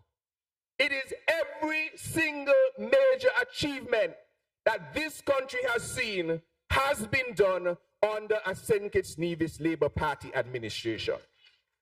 And no one can compare. And so you must be proud and anxious to tell the world that things are better with Labour. You name it, it is Labour who has built it. Whether it is voters' rights, whether it is health care, whether it is our education system, whether it is our housing revolutions, whether it is the infrastructure that has been built in this country, whether it is tourism, whatever it is, it has been better with Labour. Whether it is workers' rights, whether it is pensions for GAE, whether it is the only party that has increased the minimum wage in this country, it has been the St. Kitts-Nevis Labour Party that has achieved every major milestone in this country. We are better with Labour. And that continues now under this new Labour administration, that we are pioneering the things that others left out because they felt that their only responsibility was to hand you something in your hand and make you become dependent on what they have to give. But we have said, no, we will build this country from the ground up. And that is why we must proudly say we are better with Labour. And one other thing before I take my seat that I want to highlight is the maturity of this political party. We are the oldest party in the English-speaking Caribbean. 93 years. And throughout that time, I do not believe that there is another political party in the Caribbean that can boast of the significant leadership that we have had over that time. Every one of our leaders become and are legends. No other party can boast about that. Whether it is Manchester, whether it is Bradshaw, whether it is Southwell, whether it is Limor, whether it is the Right Honorable Dr. Denzil Llewellyn Douglas, or whether it is Dr. Terence Drew, we have been able to produce world-class leaders in this country. The only party that has been able to do that. And I want to commend the maturity of our political organization, where you could have a long-standing former Prime Minister of 20 years working hand in hand with a new political leader, Dr. Terence Drew. That shows the maturity of this political organization. And I am eternally proud to be a part of it. And that is why I continue to say we are better with Labour. Because it has never been about us. It has been about for the good that we can do. And so I want to thank you for coming out in your numbers today in Situri. And I don't know why, but the headquarters had to end up in Situri. I don't know why. But it is my privilege to serve. And I thank you for giving me this opportunity. And I ask you to stick with Labour. Don't get distracted. Don't fall for debate. Don't fall for debate. What they like to do is to throw something in the middle to distract you. You're gone and you're fussing about that while they're doing other things. Don't get distracted. Anybody send you anything negative on your phone about Labour, dead it there. Dead it there. Don't share it. Only share the good things about this Labour Party. Only share the things that show that this country is better with Labour. And you can be a part of the movement. You will be a part of the solution. You will be a part of the legacy. Thank you very much. I love you. Enjoy the conference.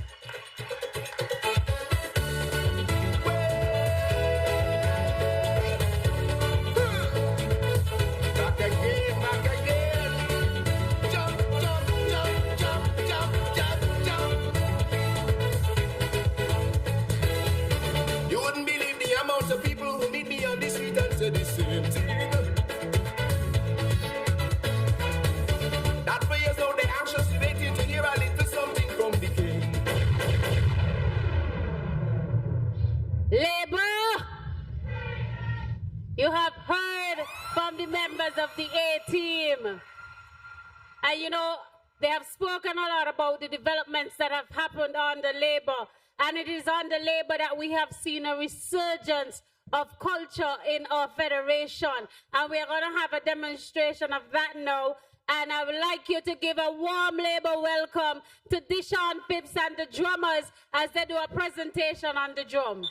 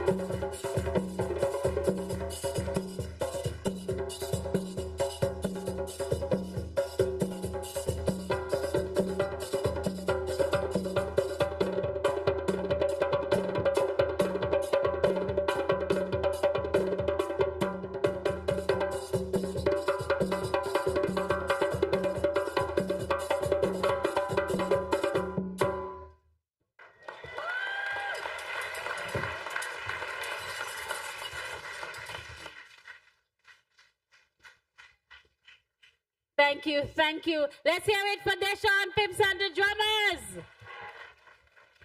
They did an amazing job.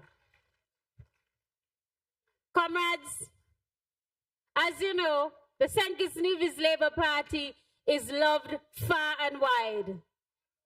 And this afternoon, we have one of our regional comrades with us to speak to us, but I will allow royalty to introduce him. So I'll invite Shakelia Startatum to introduce our guest speaker. Let's welcome Shakelia.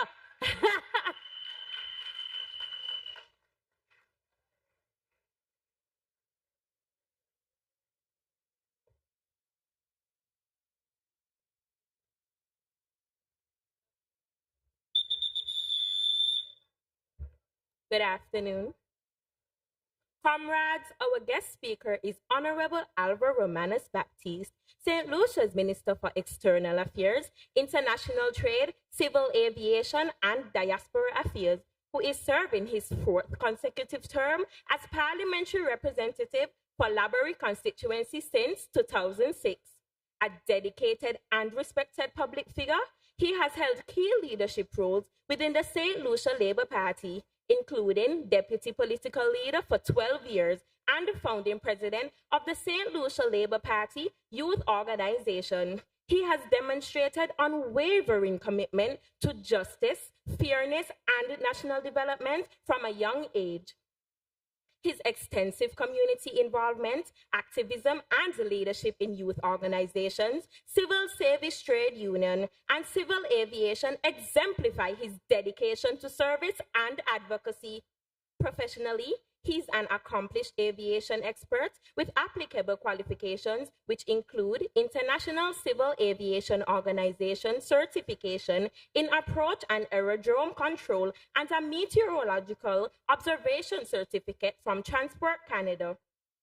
Training Institute, pursued as a Canadian International Development Agency scholar, certification from the U.S. Federal Aviation Administration in air transportation of dangerous goods. U.S. Department of Homeland Security international courses and training in ICAO crisis management from the Aviation Security Training Center in Trinidad and Tobago.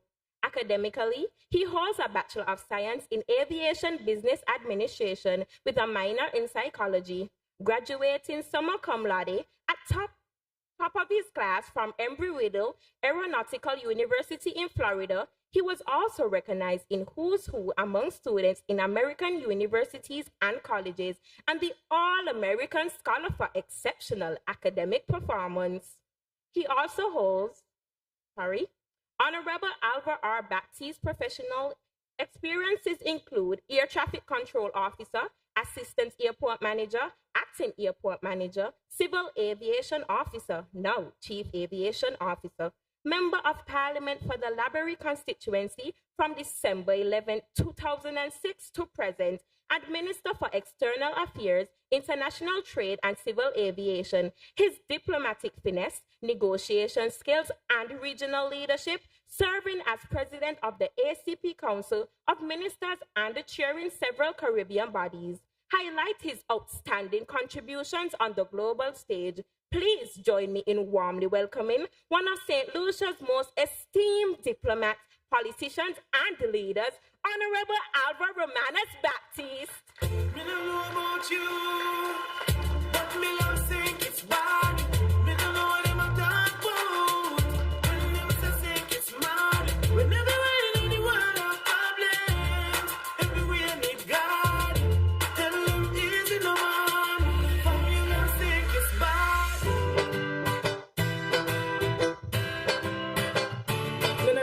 No.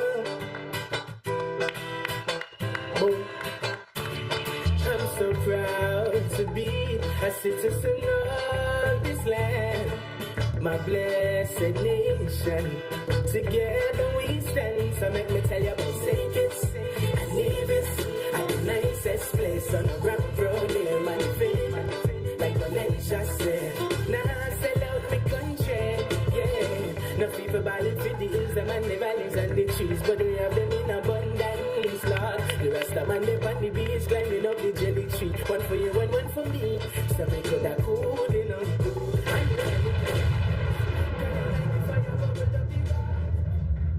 Good afternoon, my brothers and sisters of labor. I want to thank you, Madam Chair, and thank you, Miss Tatum, for your kind and generous introduction.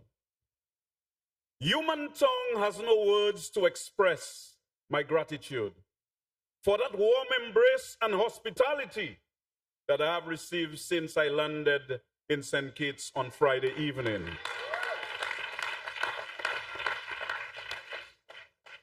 It is both an honor and a privilege to join you this afternoon because as sister parties, I stand before you not only as a Caribbean patriot and St. Lucian, but like I said, as sister parties, set in motion by shared values, history, and aspirations. We must rise together to the challenges of our times. Because the harsh international political climate mandate that we continue to organize ourselves into that integrated whole to respond to the needs of our people, even though the world seems to be in crisis. And I can state categorically, without any fear of contradiction, that every time, on every occasion, you can depend on the Labour Party government to take care of you in very difficult times.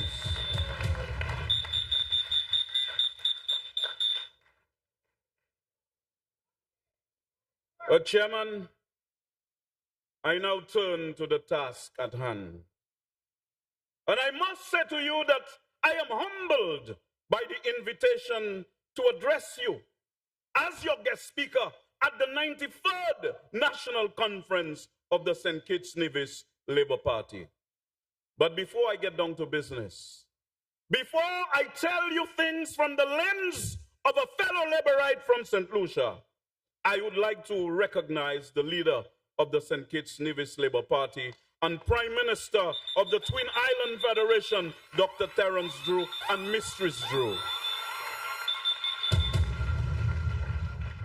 Other members of Parliament and ministers of government, including my colleague, Foreign Minister and former Prime Minister of St. Kitts-Nevis, the Right Honorable Denzel Douglas. I want to recognize as well the chairperson of the St. Kitts and Nevis Labour Party, Miss Diana Williams. I also want to recognize a man who presides over affairs of the party, your great party, Mr. Mishak Alford. Other executive members of the party, other distinguished personalities of this August Assembly, including members of the diplomatic corps and members of the media. And I beg leave to recognize my dear wife, Emily Baptist, and my son.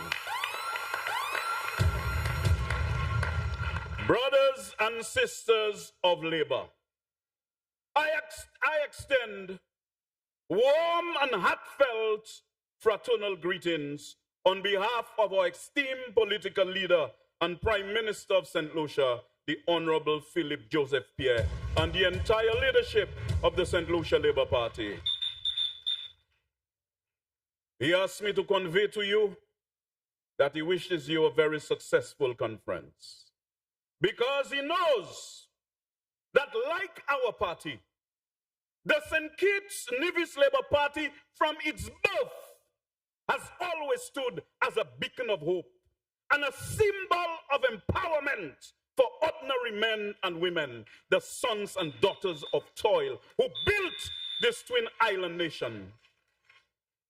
Because like ours, the St. Kitts-Nevis Labour Party has always fought for social justice, championing policies that balance economic progress with equity. And we know how to introduce economic policies with a social conscience.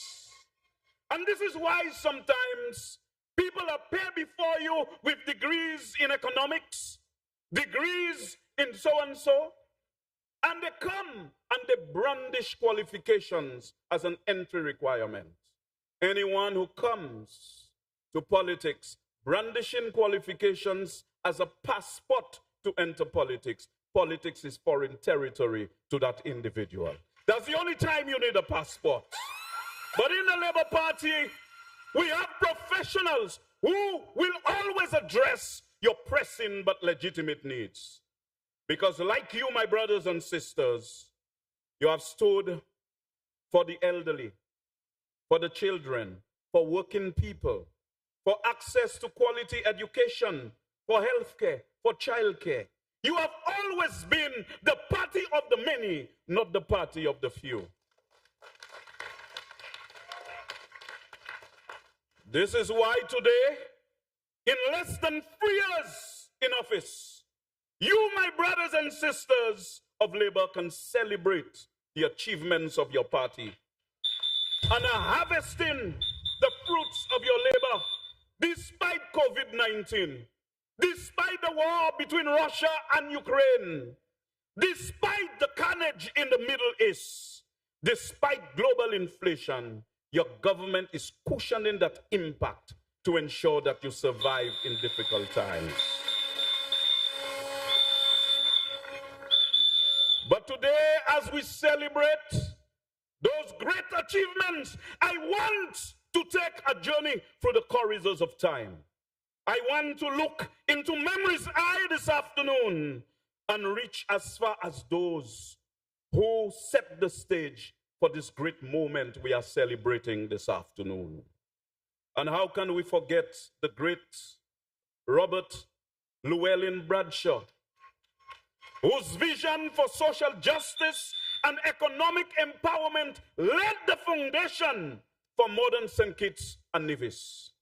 Unsurprisingly, when he migrated to the silent continent of eternity in May of 1978, offering remarks on his lasting impact, the London Times said, and I quote, "He has left behind him in St. Kitts-Nevis a solid structure of social services and amenities, considering the slight resources of his state," unquote. Sir Fred Phillip, who had to confront him during the Anguilla crisis, said, and I quote, "For all his faults, he was a man of high principles and had the courage of his convictions," unquote. No doubt, the great Bradshaw laid the foundations. He paved the runway so that succeeding Labour governments can take off and elevate St. Kitts-Nevis to the highest altitude possible by any other nation on this planet. And I must say, my brothers and sisters, that it is well documented in the hearts and minds of the people of the Twin Federation that the Right Honorable Denzel Douglas, a statesman of extraordinary caliber, led this federation for 20 years with boldness, compassion, and purpose.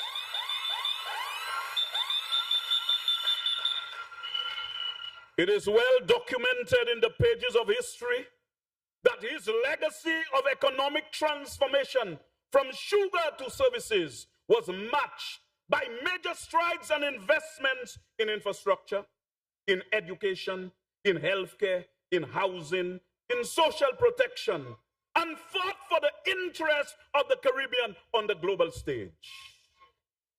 So it was not only for St. Kitts-Nevis, but for the entire Caribbean. You have produced leaders. Not even the best political liar can refute that under his leadership, St. Kitts and Nevis expanded its seaport and airport infrastructure, restructured its national debt through tough but strategic negotiations with the IMF and other regional partners, giving you room for fiscal maneuver and so that you can enjoy social services and social protection in St. Kitts-Nevis. Former Prime Minister Douglas was successful for two interrelated and interlocking factors. One, he pursued progressive policies to maturity. And two, he provided competent leadership to the people of this country. And sometimes we go far away. Sometimes we look for love in the wrong places and in the wrong faces. And we talk about Singapore is so great, but that is exactly what Singapore did to get to where it is. Swift progress by Singapore was largely due to visionary leadership, which you have in St. Kitts-Nevis, emphasis on education and skills development, strategic positioning, practical policies, and inviting business climate that drew foreign investment. And now I come to the essence of the moment. Under Prime Minister Drew, a new generation of leadership, like Bradshaw and Douglas, he embraces the philosophy and body of principles of the St. Kitts-Nevis Labour Party. However, he honors Bradshaw and Douglas not merely by preserving it, but by building upon it, by adapting it to the demands of a new era, and by leading with a modern vision for an even more resilient, inclusive, and dynamic St. Kitts-Nevis. Therefore, it was not by accident of history that on the 5th of August 2022, while the COVID pandemic still occupied the forefront of your attention, Prime Minister Drew was clothed with the important trust to restore in the Twin Island Federation the progressive labor policies which you know will rebuild a better future for every worker, every family, and every community in the Twin Island Federation. You know what Prime Minister Drew did as a result of that mandate? In charting the post-COVID trajectory, he reframed in the aftermath of that crisis an opportunity to enter into a new covenant with you, the people of the Twin Island Federation, prioritizing well-being through enhanced social safety nets, improved healthcare, more resilient and equitable public finances, and the implementation of development strategies that would power progress and champion workers. In this regard, Prime Minister Drew utilizes his annual budgets as a strategic instrument of development and change that is serious, objective, and focused. Consequently, Dr. Drew is leading a bold and progressive government rooted in the labor tradition and deeply connected to the needs of the people through a clear and compelling 10-point plan, which I shall go through with lightning rapidity to show you that it's not just a shopping list of things that is doing, but how they conspire to create those kinds of results in less than 3 years after a general elections. He is powering progress and is championing workers in tangible, life-changing ways. The first one is that revolution in education of empowerment. Any country that have made great strides, they have done that on the wings of education.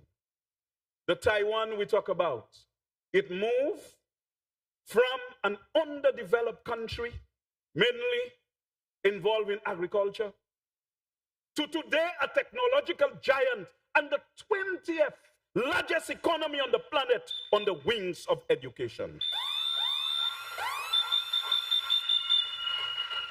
Japan as an industrial power, all that rise to education.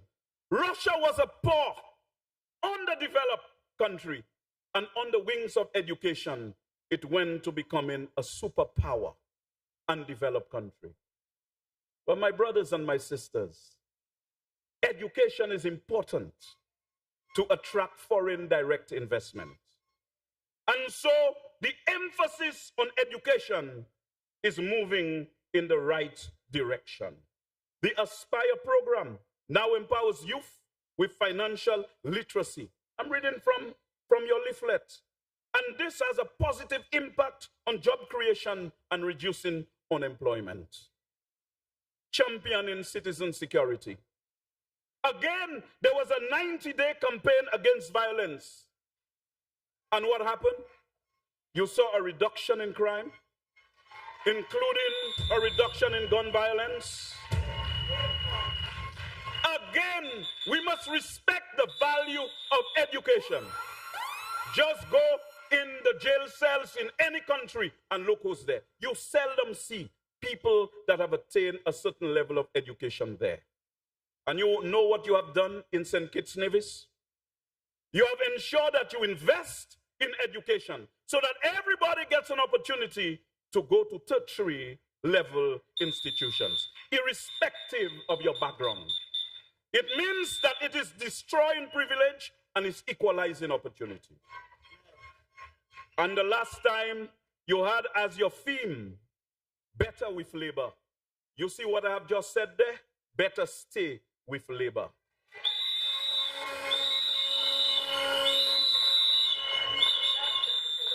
Advancing healthcare. Advancing healthcare.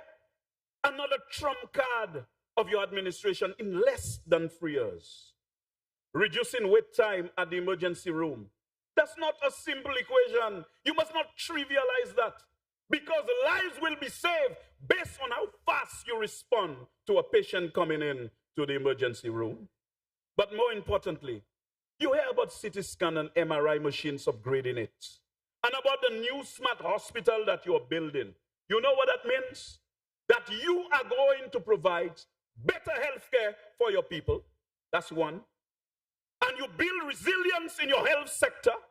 You never know when the next pandemic shall show its ugly face in this part of the world. But also, demographic trends in North America shows that there is more disposable income amongst the elderly.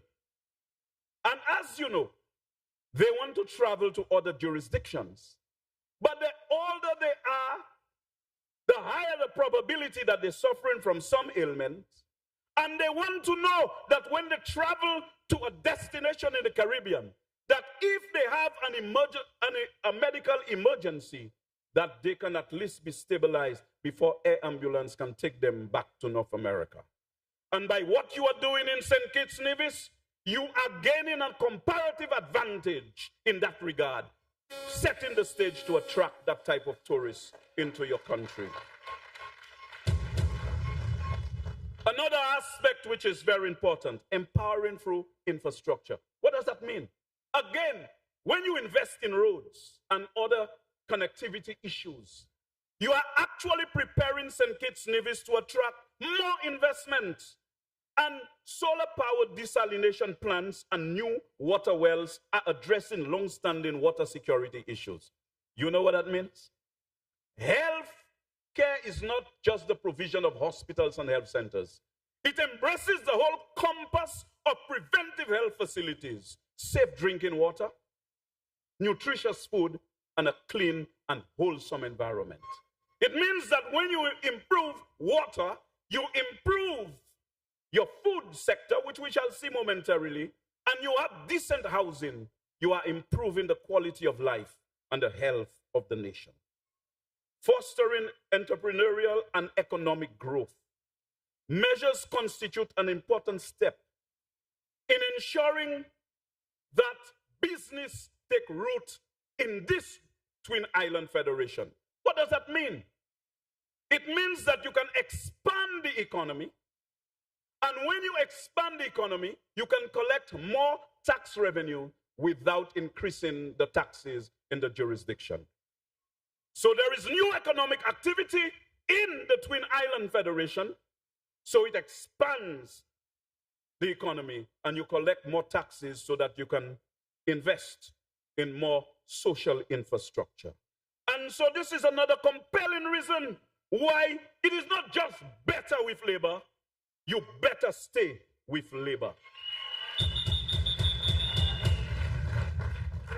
And we can go to supporting rehabilitation and family unity. You know, there are times, because somebody committed an offense and they are incarcerated for a while, we condemn them to a life of crime.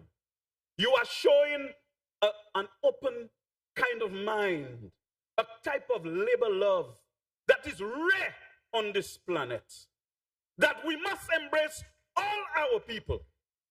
And St. Kitts-Nevis is saying to the rest of the world, we are not going to be defined by our worst example. We are going to move forward together. We are going to uplift those who need uplifting. And we are going to help those who have left behind catch up. That is how progressive Labour parties behave. Providing economic relief in uncertain times. You have set in motion so many measures, a minimum wage increase, housing concessions, and direct cash transfers to low and middle income households reflect a deep commitment to economic justice. Now, I want to pause a little bit. You know, sometimes we don't really understand what it is to see an MP, see a minister, to see the government. You need progressive policies. Through the progressive policies, you are going to see your representatives.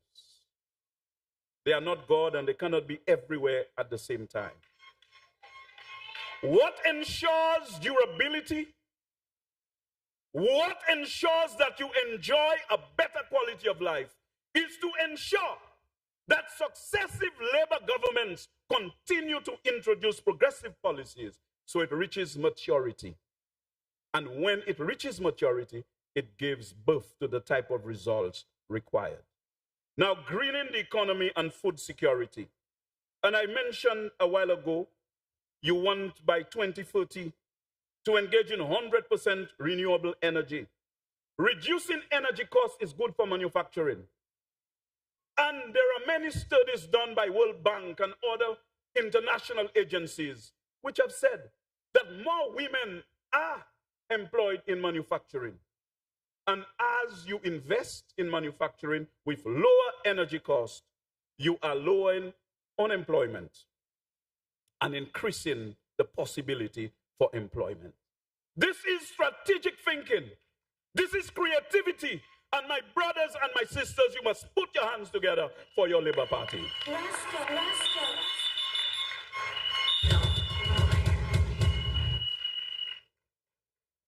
And finally,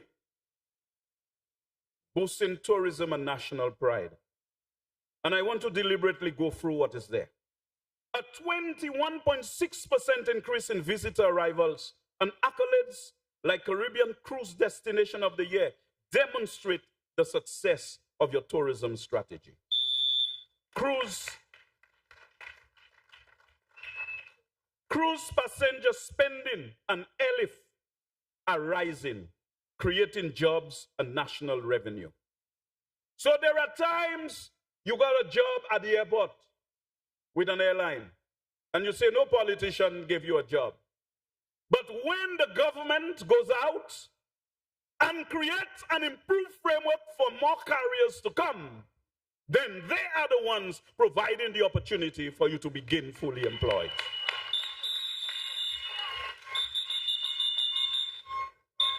My brothers and my sisters, I can go on for 40 days and 40 nights articulating the progress of your government in less than 3 years. But I want to say at this juncture, these are not theoretical achievements. They are not mere policies like you said in your leaflet. They are transformative actions. They reflect a clear and unapologetic commitment to improving lives and defending the dignity of work. They prove that when labor governs, people progress.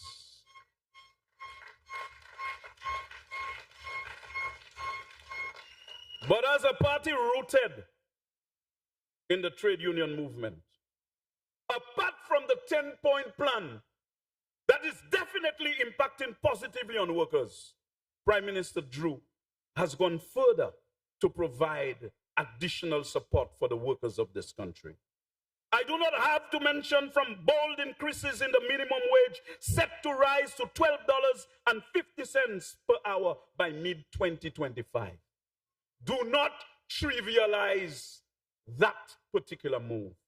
An 8% salary increase for civil servants and pensioners. This must not be trivialized. The Drew administration has placed working people at the center of national development.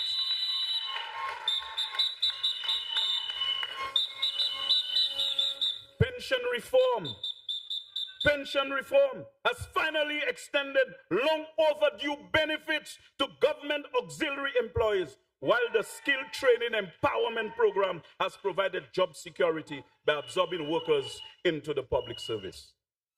Only a caring government proceed along such lines. Only a progressive government would undertake to do things like that. People who care about people. The government's people-first approach is further captured in the Independence 40 Reset program. You know about that program? Which provided direct financial support to workers and cleared burdensome arrears for many households. And this government is easing the squeeze on the most vulnerable in our society, providing incentives for the middle class in this country, and providing a conducive environment for the upper class. So your party for all, not a few. The ongoing housing revolution with the central objective of building affordable homes with a largely local workforce is really eloquent testimony to the fact that you place a high premium on all category of workers in the Twin Island Federation. So my brothers and my sisters, it is left for you to conclude that only a St. Kitts-Nevis Labour Party and Dr. Drew can offer you the opportunity to take existing policies to majority.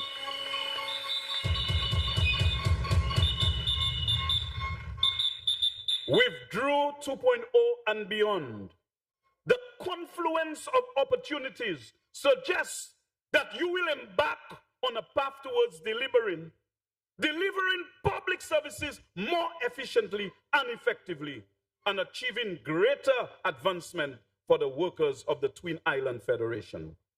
In fact, based on Prime Minister Drew's visionary leadership and current transformative actions, Drew 2.0 offers the chance to realize key projects which will further elevate your federation to even greater heights as new policies are implemented to significantly enhance the quality of life in St. Kitts-Nevis. But my brothers and my sisters, another brilliant shot is that your strategy and plans of your government are anchored within the strategic development priorities of the Twin Island Federation. And those strategic priorities now frame your local development and inform its foreign policy. Let me repeat. It means that the external policy of this administration is not just something by itself.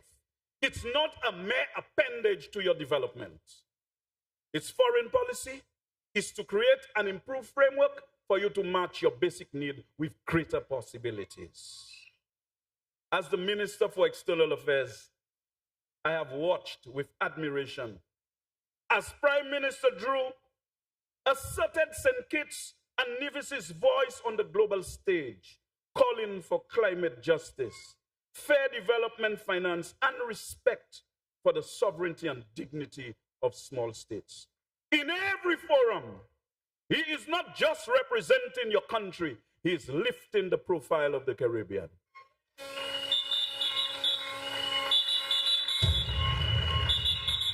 And proving that small nations can lead with big ideas and win on the battlefields of ideas.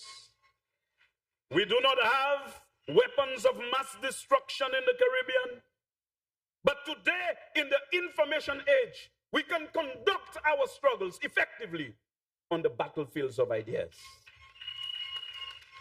And we are second to none in this regard. Dr. Drew carries forward the touch of labor with humility, strength, and a progressive vision. In doing so, he gives living expression to this year's powerful conference theme, Powering Progress, Championing Workers. With such competent and visionary leadership, there is no need to interrupt the development agenda. The world situation is too serious for on-the-job training, for trial and error. Because given our narrow band of policy options, there is no margin for error. So this is nothing about give me a try. It is for experienced captains. And in less than 3 years, Dr. Drew and his team have been moving forward and taking you to the palace of development. So as you gather in this conference to reflect, to renew, to recommit, let me share some further thoughts with you before I conclude. Comrades, very soon you'll be entering a season where this Twin Island nation will reverberate with the charge and counter-charge of a general election. Brother Ralph is going in this year, 2025. And we are the Saints. St. Lucia will be next year. And then in 2027 will be St. Kitts-Nevis. And we are hoping that in 2027 we can sing like Louis Armstrong. Oh, when the saints go marching in. Oh, when the saints go marching in. Oh, Lord, I want to be in that number. Oh, when the saints go marching in. And so, my brothers and my sisters, you must not enter the election period with a compromised political immune system. When you have a weakened political immune system, you become vulnerable to the unrealistic promises of those who want to bluff their way to the levers of power, whose values are the direct opposite to yours. Remember that you have powered progress and champion workers because your leaders know how to bring expectation and reality into practical equilibrium. In the noise of the election period, listen to the voice of reason. And don't use your political influence and vote as a weapon against your party, which is powering progress and championing workers. Instead, use them as tools to build defenses around your achievements and the progress you have made over the past years under the St. Kitts-Nevis Labour Party. Ultimately, protecting yourself from electoral defeat. Now let me explain. Sometimes we figure out we withhold our vote, we're using the vote as a weapon, we brandishing it because we didn't get this or we didn't get that. And then we out of office, another set of people come. The policies that are powering progress today and championing the workers disappear. And so for 5 years, you're in the wilderness, suffering. And what? And what? What do you benefit from that? You must watch what you consume during the election period. The first order of business of those who want to reverse the progressive policies of this administration is to employ deception and character assassination against your leaders. That's the first order of business. And they have another group, the misinformation barons and the poisoners of the well springs of public opinion. To prevent the progressive policies from reaching maturity and giving birth to maximum potential results, will employ propaganda with maximum intensity. And they poison your political system. If you are exposed to political poisoning, please go to the doctors in the leadership of your party. Symptoms of political poisoning include: 1, doubting your party leaders. 2, questioning whether you should vote.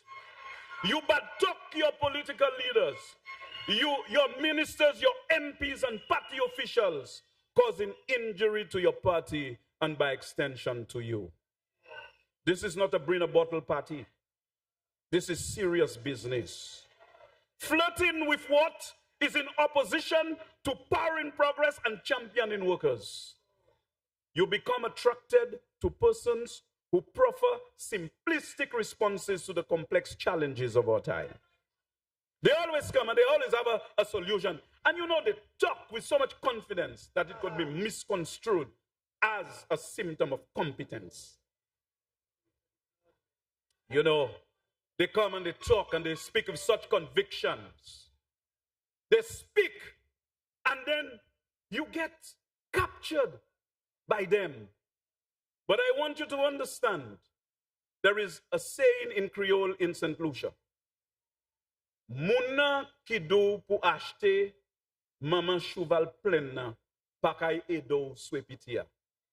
It means that the person who asks you to buy the horse that is pregnant will not help you feed the young. In other words, those who come and give you all types of advice and tell you to vote against your party, when the party is in opposition and you are suffering, they are not there to assist you. And so, the way you see your government and its MPs and ministers is via progressive policies that they set in motion to benefit you. Its application will be universal. In other words, when you have a party with progressive policies, you can stay in whatever constituency. and you will get assistance. For example, I represent the constituency of Labrie Auger, and people from all constituencies come to me for assistance. It is because the policies of the government are working. That's what it means. That there is, this complete application and consistent application across constituencies. So when they come to me, there are people from my constituency that might go to another constituency. It is team labor. Yes. It is a team. Yes. Politics is a team sport. And let me tell you, there was an African leader who told a group of young athletes that Usain Bolt was the fastest man in the world. And he set a record, a world record, and nobody broke that record. But when Usain Bolt ran with 3 other Jamaicans, that relay, that 4x1, they actually run faster per leg than the record set by Usain Bolt. It meant that even the fastest man in the world run faster as a team than by himself.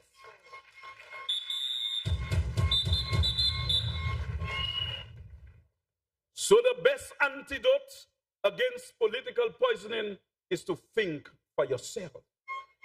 In fact, the best way to approach the next general election is to make the progressive policies of the St. Kitts Labour Party work for you and your family. And the St. Kitts-Nevis Labour Party is the party for the moment. It is not just better with Labour, you better stay with Labour. So as I come on final approach to effect a safe landing, my fellow Labourites, today you must renew your commitment to your party of unity, progress, and prosperity. And rededicate yourselves to the vision of a just society, to the mission of service, and to the sacred duty of powering progress and championing workers. Your leaders are selflessly giving of their time and their God-given talents to the service of the people. I want to pause to say to you that sometimes those men and women who represent you, who make sacrifices, they are not perfect, they are human. They make sacrifices. For example, most of the time, to ensure that I give my country an opportunity to mobilize support for the country, I must leave behind my wife and my children and navigate the globe. And I feel that I'm a Navy SEAL. So like a soldier on the battlefields of life. And I must say to you, to this conference this afternoon, I am indeed fortunate to have a very understanding wife, a very supportive wife.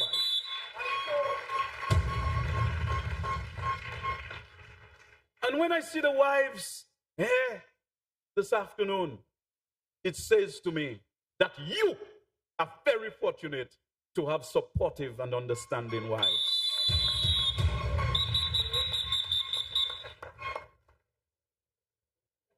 And so, all progressive men and women who understand that they must make sacrifices for the country, they find solace in the words of a Russian writer and poet, Nikolai Ostrowski. He said, and I quote, "Man's dearest possession is life. It is given to him but once, and he must live it so as to feel no torturing regrets for wasted years. Never know the burning shame of a mean and petty past. So live, that in dying he might say, all my life, all my strength were given to the finest cause in all the world, the fight for the liberation of mankind," unquote. Long live the men and women of the St. Kitts-Nevis Labour Party. Long live Caribbean solidarity. Long live the struggle for justice. Peace and love, my brothers and my sisters. Sheshe. Muchas gracias. Thank you very much.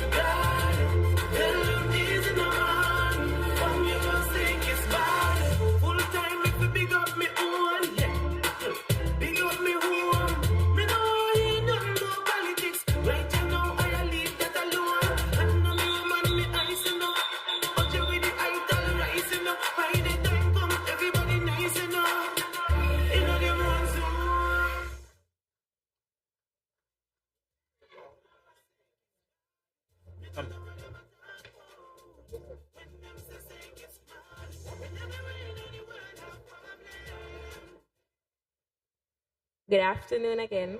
I just want to say thank you to Mr. Baptiste for his amazing speech on the wonderful work that the Labour Party has done in 2.5 years.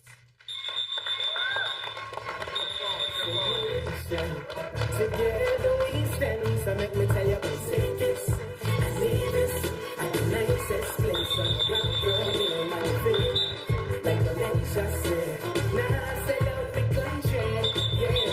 Nothing to buy it with the hills, the money, vines and the trees, but we have them in abundance, Lord. The rest of my neighbor on the beach, climbing up the jelly tree. One for you and one for me, so make it that cool enough, and do a little vibes. Can you light the fire, bubble up the rise? We full of pride and we realize. So don't this, so don't this.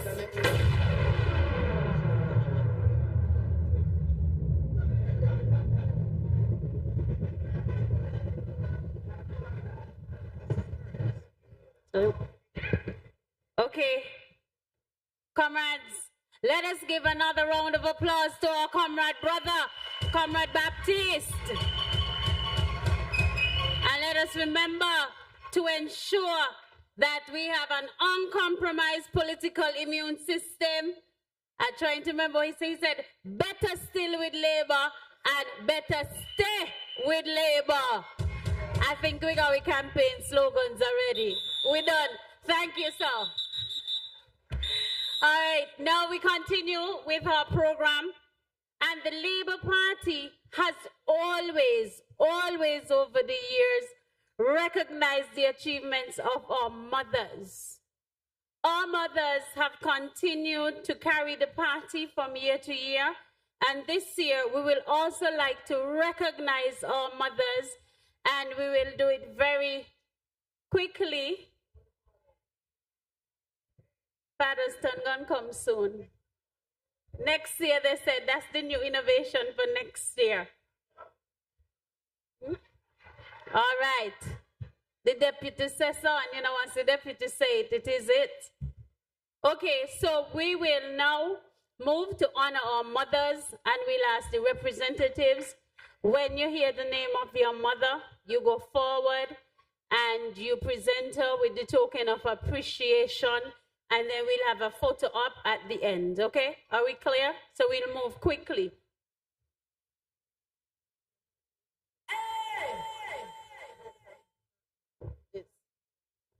All right, from constituency number 1.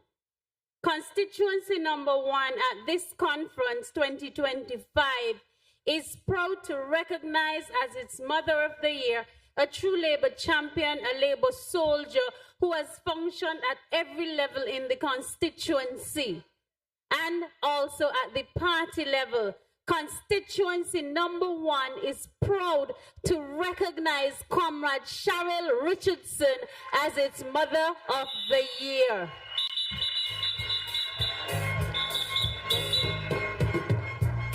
Do you have a dear mother? And devoted and true.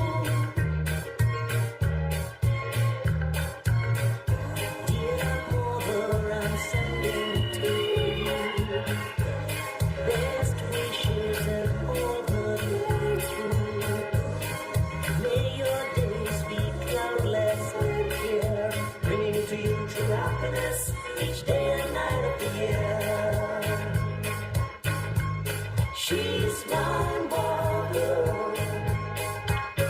and I love her so. More than any other. We now move to constituency number 2. Constituency number 2 recognizes its Mother of the Year, Miss Vinetta Percival. Miss Vinetta Percival, this is a lady. She's originally from Market Street. She now lives in the New Road area. And no matter what, rain, storm, thunder, lightning, any labor meeting, Netta is very, very present. She loves her labor. Do you have a dear mother? Kind of devoted and true.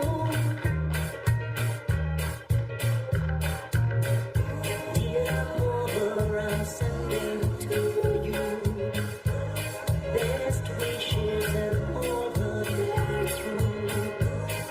May your days be cloudless and clear, bringing to you true happiness each day and night of the year. She's my mother, and I love her so. More than any other. Anywhere I go. Yeah.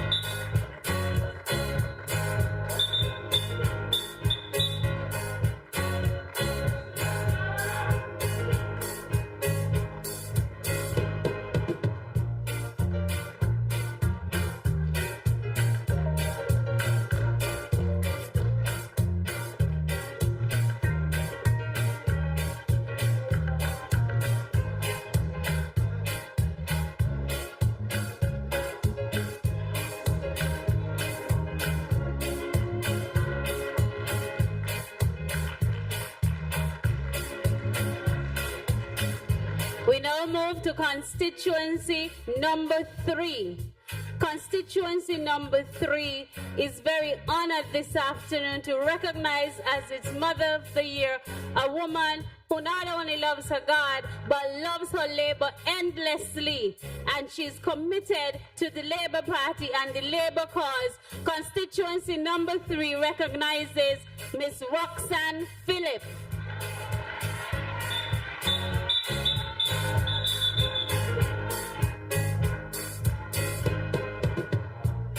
Do you have a dear mother? Kind of devoted and true.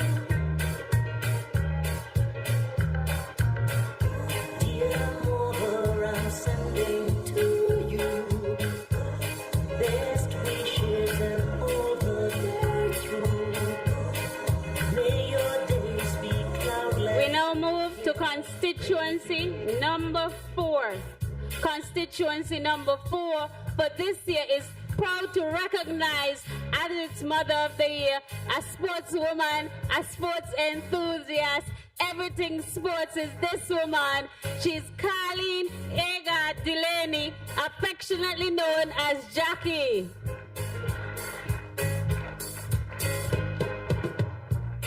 Do you have a dear mother? Kind of devoted and true.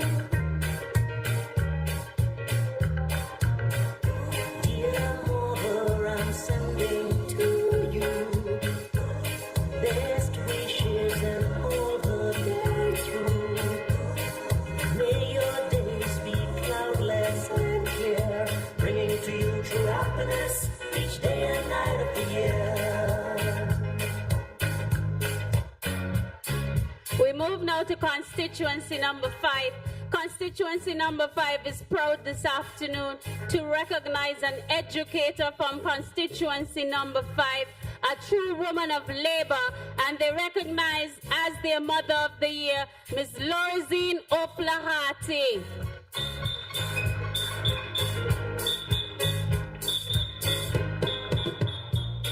Do you have a dear mother?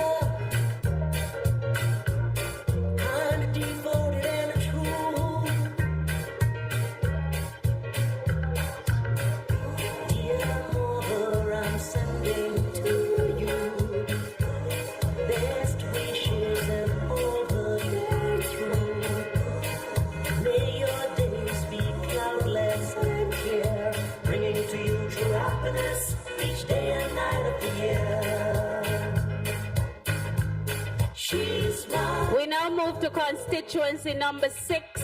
Constituency number 6 is proud to recognize someone who is affectionately called the Labour woman, Miss Linda Francis. Linda credits Labour with opening up the doors for her children to do much better than she would have done and providing them the opportunities for education. Linda's son, His Excellency Donya Francis, currently serves as our resident ambassador to Taiwan. Let us recognize Miss Linda Francis, the Mother of the Year for Constituency 6. Do you have a dear mother? Kind of devoted and true. Dear mother, I'm sending to you best wishes and all the day through. May your days be We move to constituency number 7. Constituency 7 is proud this afternoon to salute this lady as their Mother of the Year. She's a phenomenal woman who is dedicated to labor, and she said as long as God gives her strength, she will stick and stay with the St. Kitts-Nevis Labour Party, and they're proud to recognize this afternoon Miss Lornette Byron. Do you have a dear mother? Kind of devoted and true.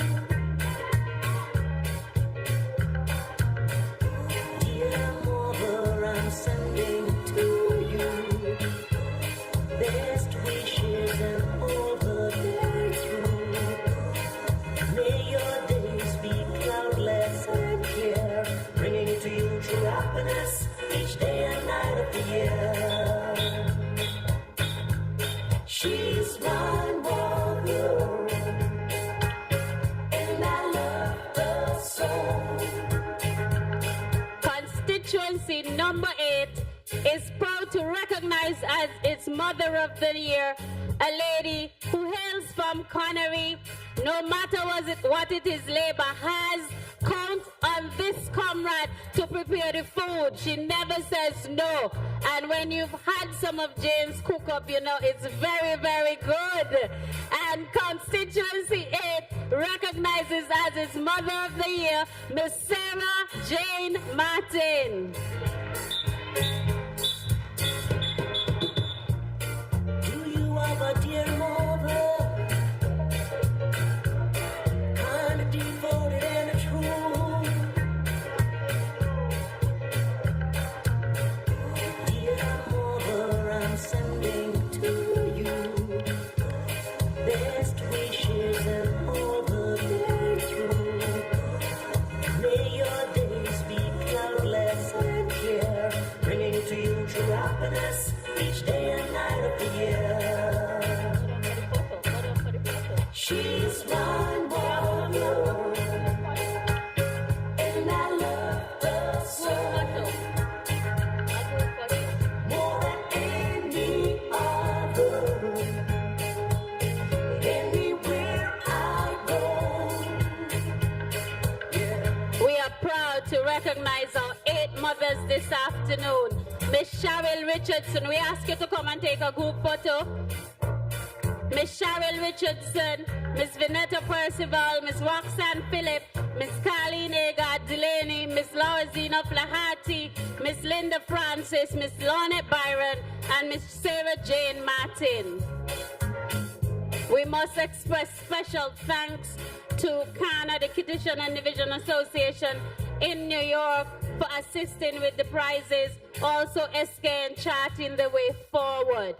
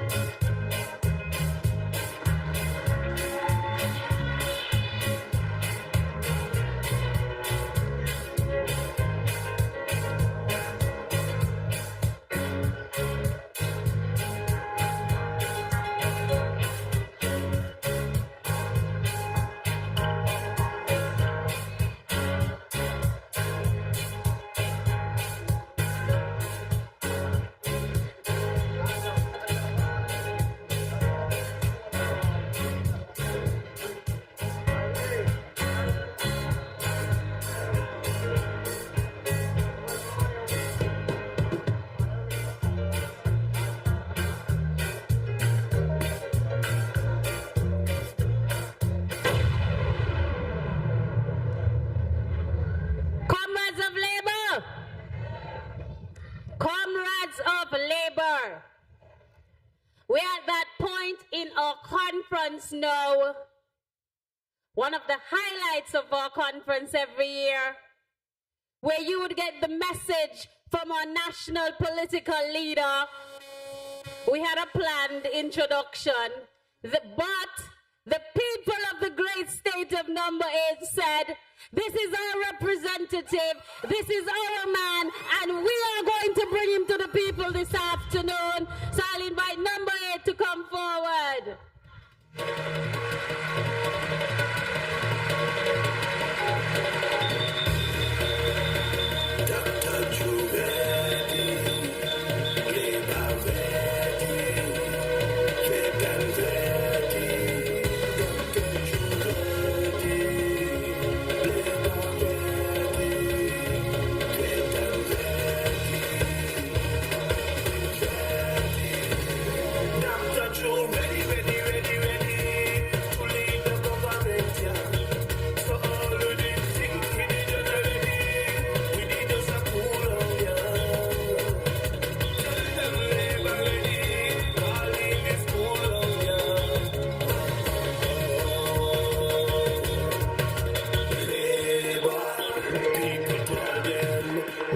Respect himself, respect the youth, respect the elders, man. You know what he bring, you know what he Number 8, comrades, one leader, one Joe, power in progress for your kids, me, and you, power progress with Labour.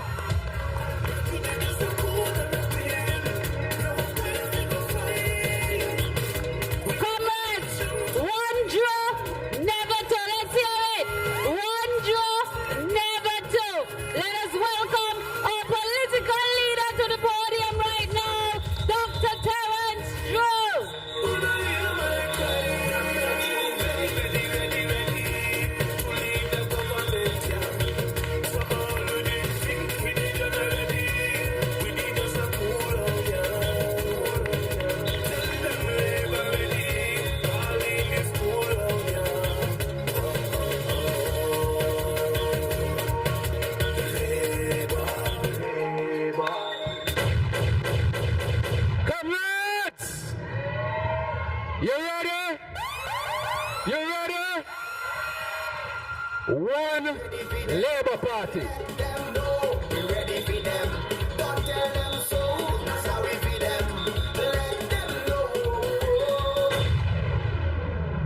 In St. Kitts-Nevis, there is only one Labour Party, never two.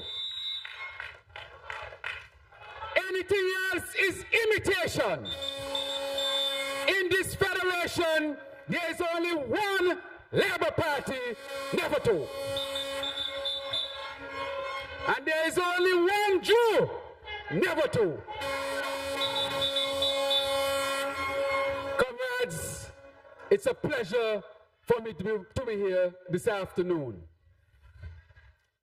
I want to, of course, recognize all of my colleagues, but I will especially recognize them at the end of my remarks. But allow me, of course, to recognize dignities among us and members from the private sector. Allow me to recognize His Excellency Michael Lin, Ambassador of Taiwan, China, who is here with us this evening. Allow me to recognize the representative from the Republic of Venezuela, who is here with us as well. Allow me to recognize our resident ambassadors as they're here with us, and also leaders from the business community. I recognize Mario, I recognize Mr. Victor Williams, and I recognize Honorary Counsel and Business Leader, Mr. Amory. I also want to take this opportunity to recognize past leaders and ministers of the St. Kitts-Nevis Labour Party. To that end, allow me to recognize the Honorable Cedric Liebard and his wife, the Honorable Ricky Skerritt, the Honorable Nigel Carty and his wife. I also want to take this opportunity to recognize leadership from the civil service, and I see members here, of course, PSC National Security, and also Director of our Treasury. I want to also recognize with us this afternoon the pastor who delivered that powerful prayer. Without God, nothing is possible. And that is not a cliche, that is a fact. Thank you, Pastor.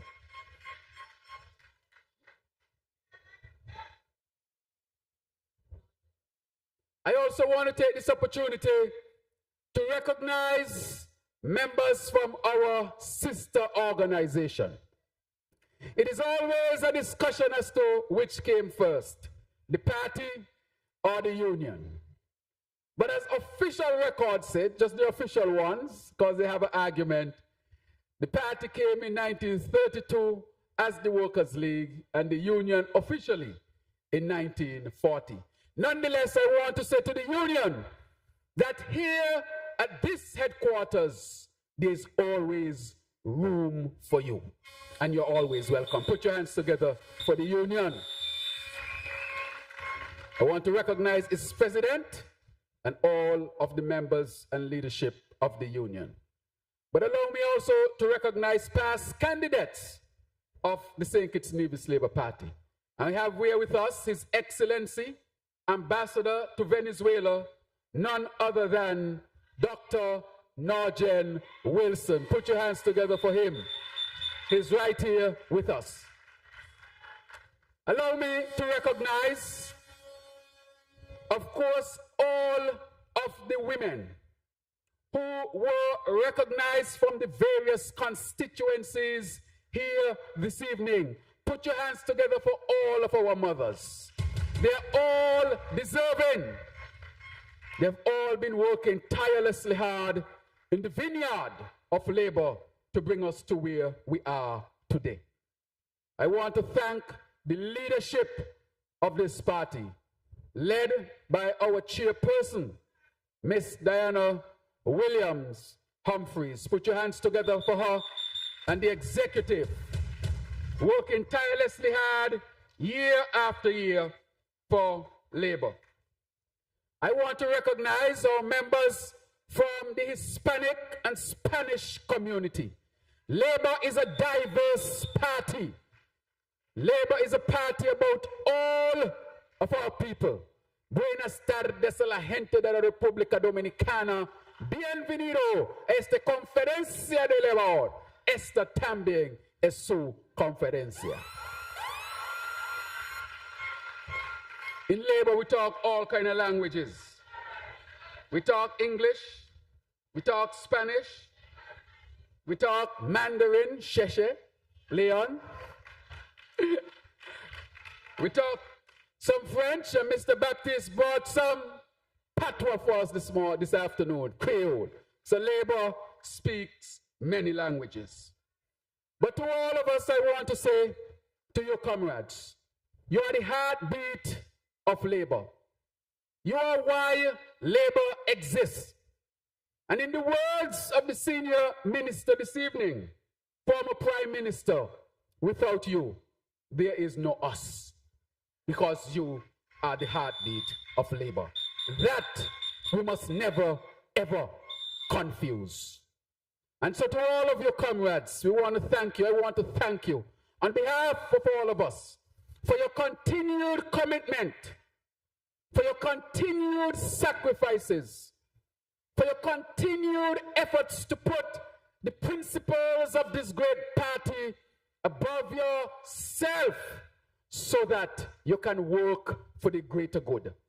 For as our guest speaker said, and I want to recognize our guest speaker, Honorable Baptiste Alva, who has come all the way from St. Lucia, who is a foreign minister et al., who represents his country on the international stage with such excellent service. That is why I picked him to be here with us today. Put your hands together for him. But I also want to recognize his wife and to recognize their son and to thank them for being here with us this evening and journeying with him from St. Lucia to here, being a part of Team Alva Baptist. Put your hands together for his family as well. I want to recognize my own constituency and to thank the chairperson, Ms. Avenel Martin, and the executive, and all of the members of the great state of number 8 who are here this evening. Thank you for your support. I see Miss Dolores Hobson, the elder among us, the anchor among us, the example among us. I want to thank her for her continued support and leadership in our great constituency and in our great party. Put your hands together for her.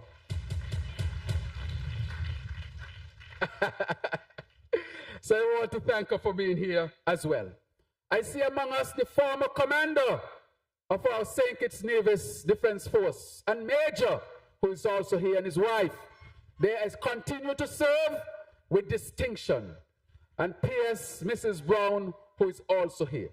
The reason why I'm taking the time to recognize our people, it is because something was said today by Mrs. Blanchett. And I think I might have said it some other time, but when you hear it from someone else, it resonates in a particular way. She said to give Dr. Douglas his flowers while he's alive. So I take that to also mean we must always give our people their flowers while they are alive. And tonight, I took the time to give you your flowers. Comrades, let me humbly admit that the demands of governance to some extent has taken us away from you physically. This is because we met a country that was badly damaged and corrupt. We immediately had to get to work to stabilize the ship of affairs. But today, with the ship afloat and well because of you working with us, we recommit to being as close to you as roots are to the earth. This leadership is committed to you. This is the 93rd annual conference of our great party, the oldest political movement in the English-speaking Caribbean. Do not ever take that lightly. It means that to be the oldest in the English-speaking Caribbean, it means that the principles are right. It means that the leadership has been right. It means that the comrades have done it right. It means that we are doing the things that our people deserve. This speaks to our legacy and to the impact we've made, the lives we've touched, and the tumultuous times we've endured, and the victories, of course, that we've secured. 93 years of struggle, 93 years of lifting the voices of the voiceless, defending the vulnerable, and writing the blueprint for progress in St. Kitts and Nevis. And yes, 93 years of victory, because when labor leads, when labor fights, when labor wins, the people win. That is why this party is for the people. But let us talk plainly, comrades. In August of 2022, you gave us a chance to rescue this country from chaos. After 7.5 long years of disunity, corruption, victimization, and betrayal, the people of St. Kitts and Nevis rose up and said, enough is enough. You return to labor, not out of desperation, but with clarity and conviction. For only labor can rebuild trust where it was shattered. Only labor can restore dignity to our institutions. Only labor can reconnect government to the soul of its people. And since that time to now, labor has been working tirelessly hard to restore this country to good governance and to deepen the roots of the labor principles in the fabric of our nation. Comrades, let's look at our records thus far. And as we power progress, you will see that our nation as a whole has indeed advanced. Part of our record was established by our guest speaker, and it is good sometimes to hear it from someone else. From someone who is a brother, but might have been a stranger until we connect today. Where he laid out for you in 10 points that the policies that we are advancing are policies to advance this whole nation. It has not been easy.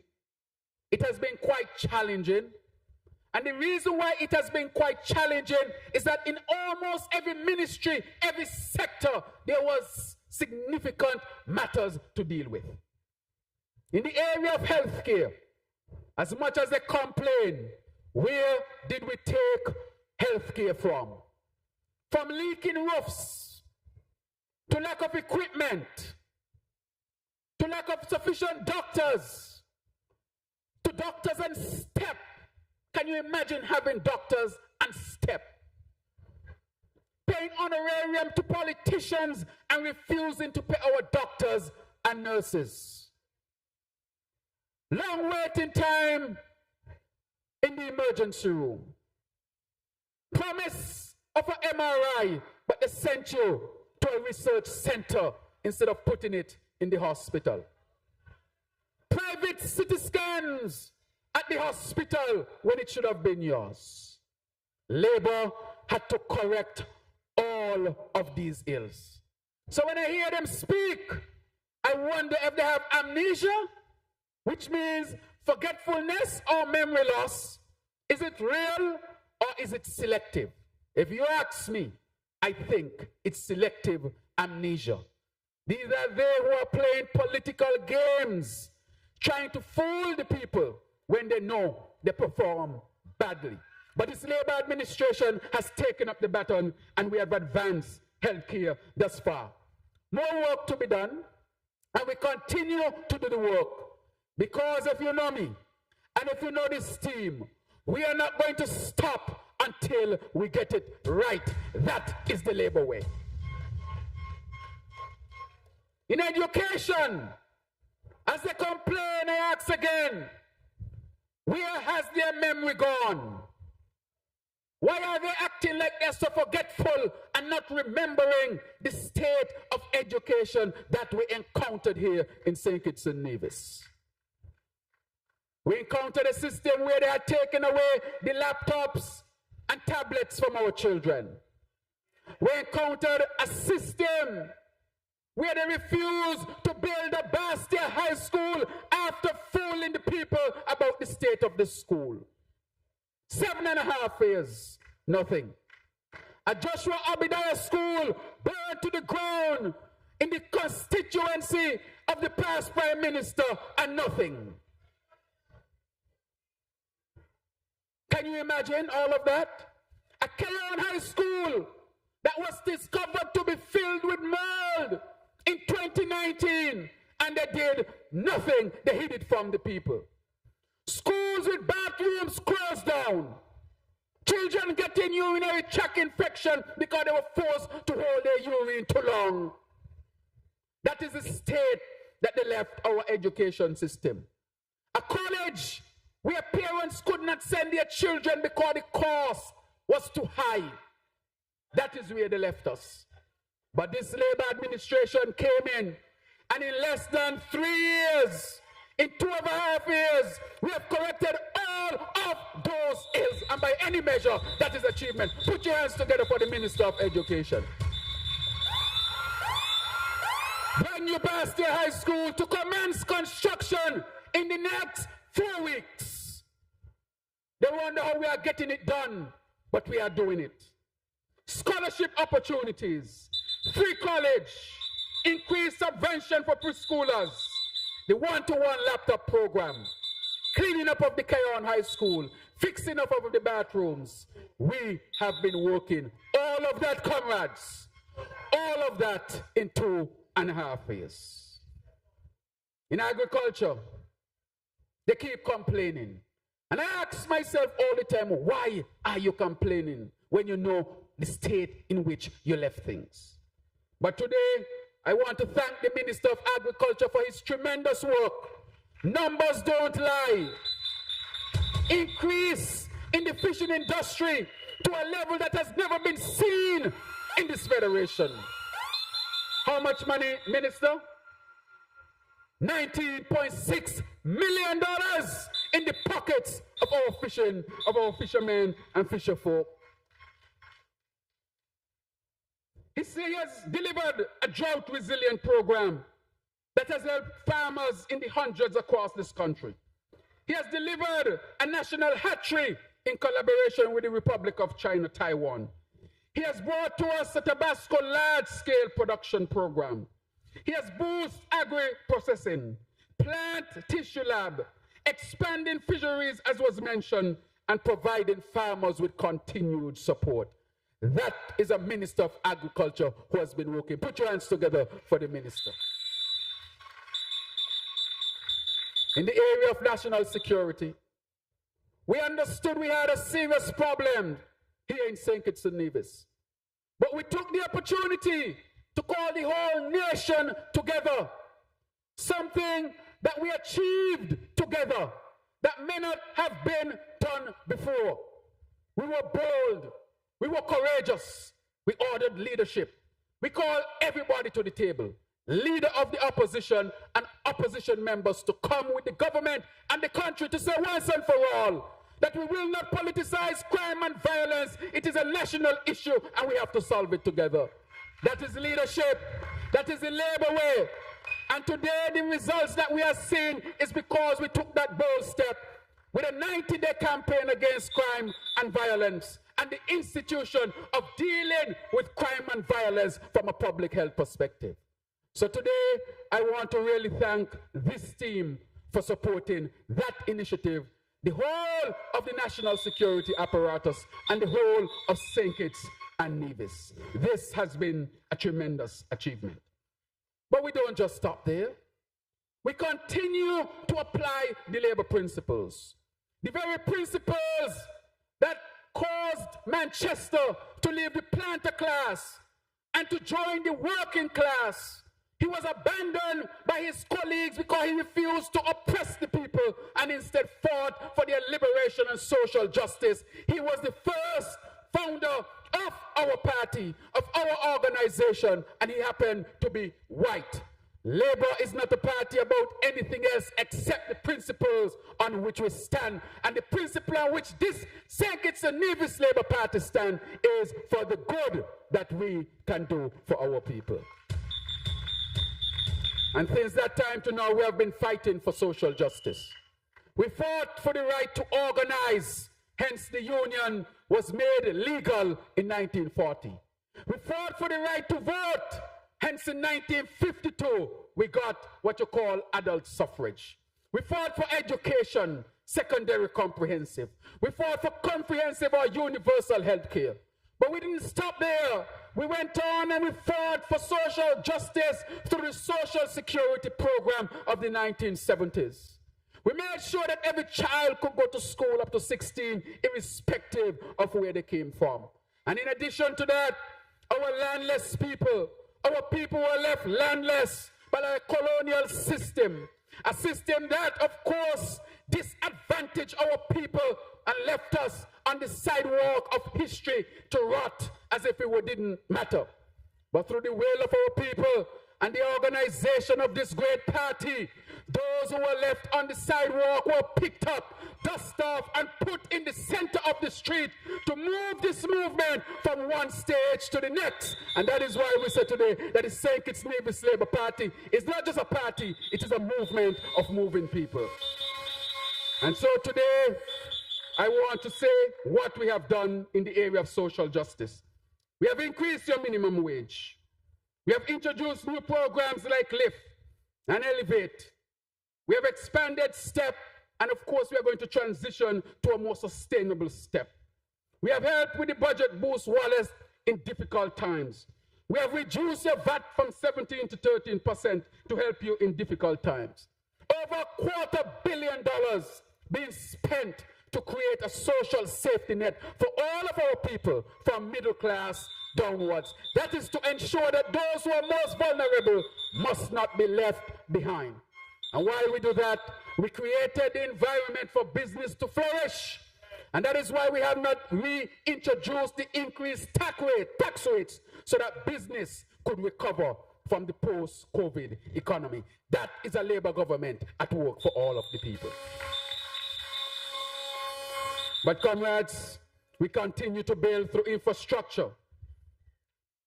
When you hear them talk about water shortages, sometimes I laugh.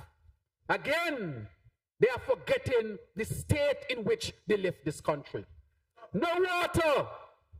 Not one well was dug. As a matter of fact, the program that was left in place by the previous Labour administration, they abandoned it. But this Labour government, and under the leadership of the Honourable Congress Maynard, Keon has water, and he's delivering desalination water, and he's delivering more wells around this country. Because he told me when we met last time, he said, Mr. Prime Minister, I want to deliver 24/7 water before the next election, of course. But it's not about election. We really want to deliver 24/7 water as quickly and as soon as possible. All of this progressing in 2.5 years.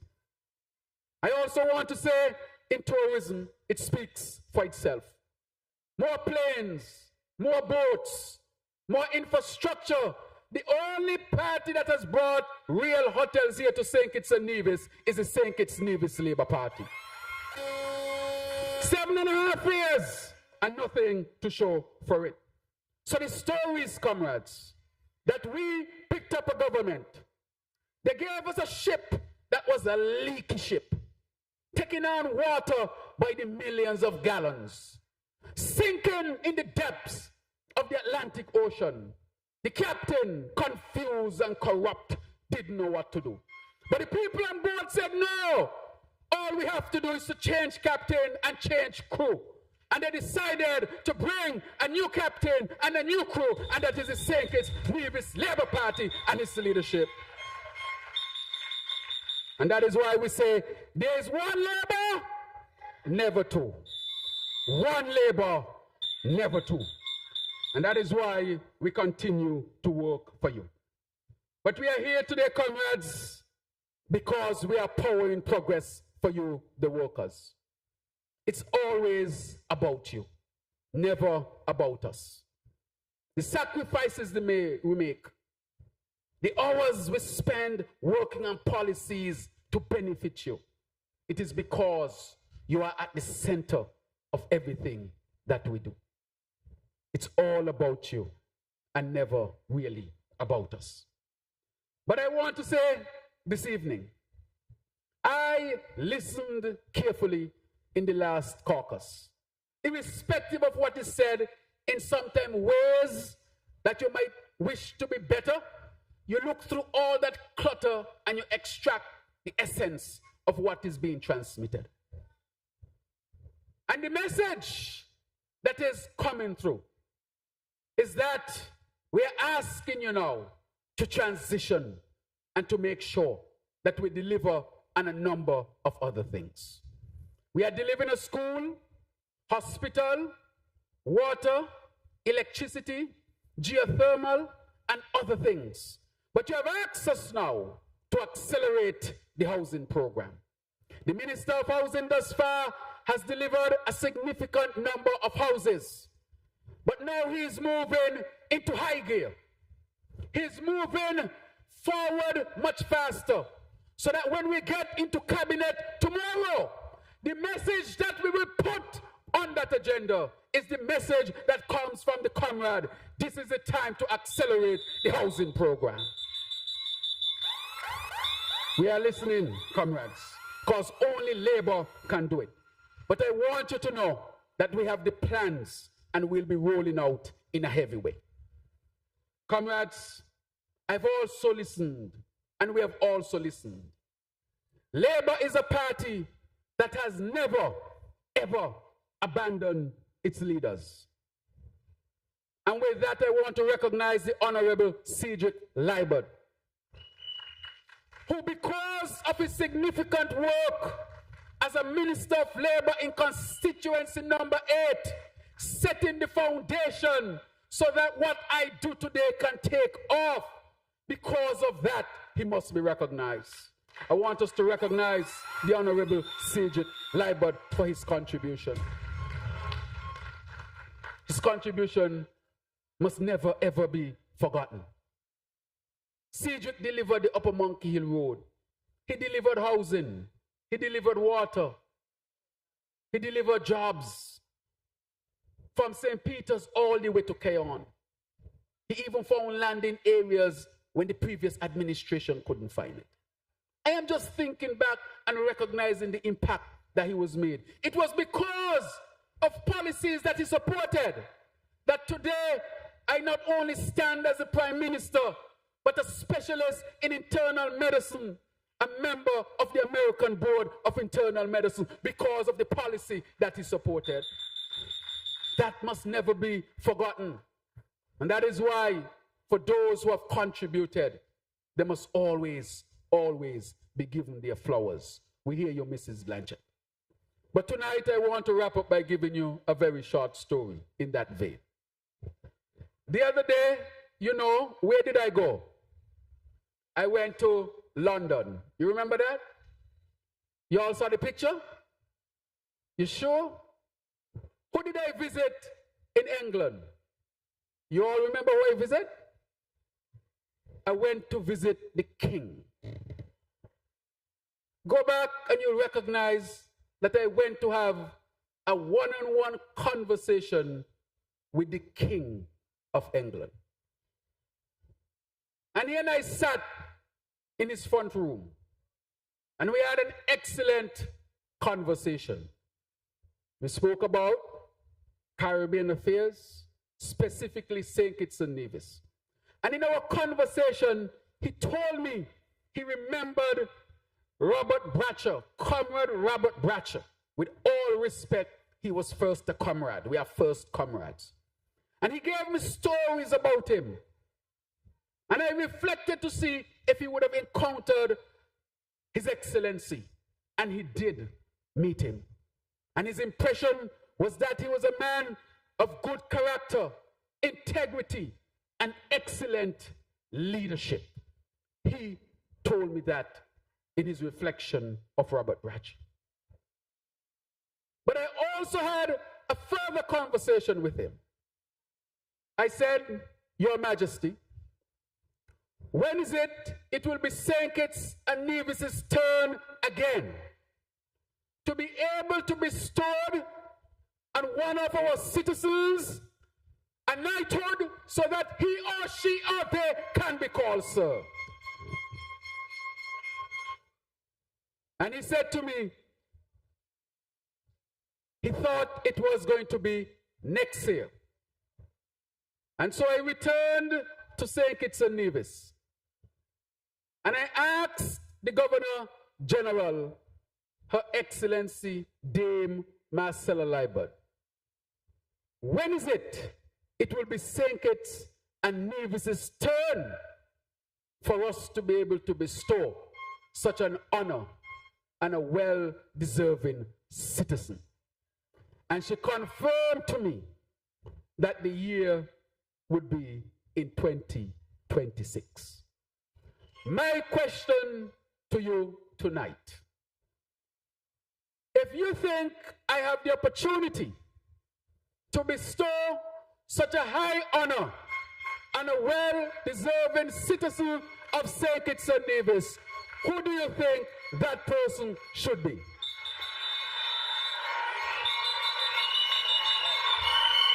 Comrades, I don't think you heard me well. Comrades, you have not heard me well. I can't hear you well. I can't hear you well. You have to stand up and say.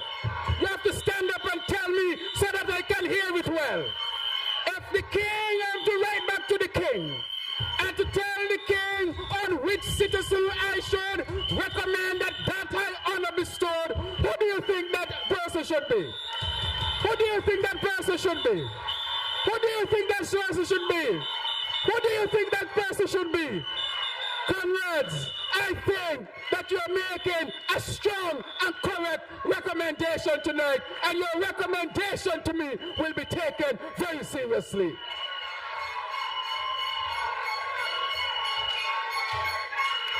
Comrades, I have heard you. Conference 2025 has heard you. You have made your strong recommendation. And therefore, as your humble servant, I have no choice but to take your recommendation in the highest regards. Thank you, comrades. But if you are saying him, I don't know what his reaction is. What do you think his reaction should be? What do you think it should be? What do you think it should be? What do you think it should be? Put your hands together for your senior comrade this evening. You're simply the best.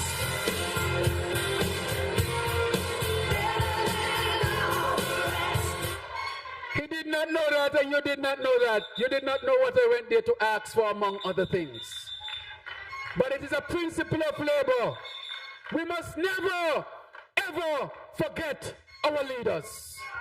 We must always hold our leaders in the highest esteem, because they would have sacrificed, they would have given up themselves. And in true character of the St. Kitts-Nevis Labour Party, we never ever forget our people. And that is why I agree with Mrs. Blanchett when she said, give the flowers when you are alive.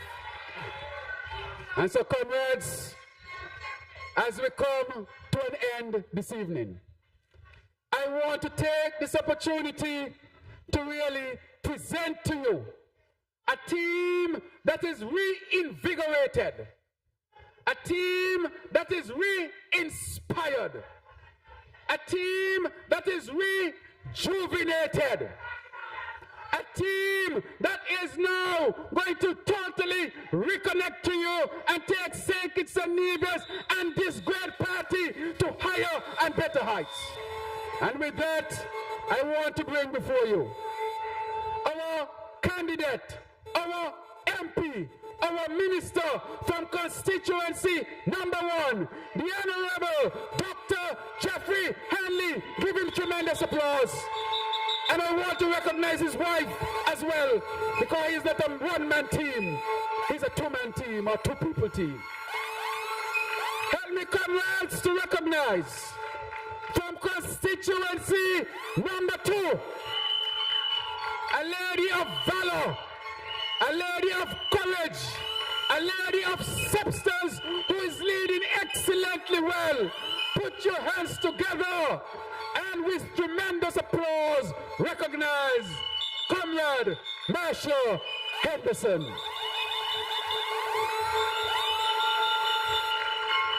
And from constituency number 3, and from constituency number 3, we are in this constituency at this particular time, but I'm introducing them in order as comrades. From number 3, a man who continues to work hard for the people, diligent and intelligent. He has been advancing the infrastructural development for this great nation. I want you to help me to recognize with tremendous applause Comrade Conris Maynard, and to recognize his wife as well, Mrs. Maynard. The waterman, no, the good waterman. And his wife endorsed it. Comrades, constituency number 4. Constituency number 4. And they are still roaring in constituency number 4.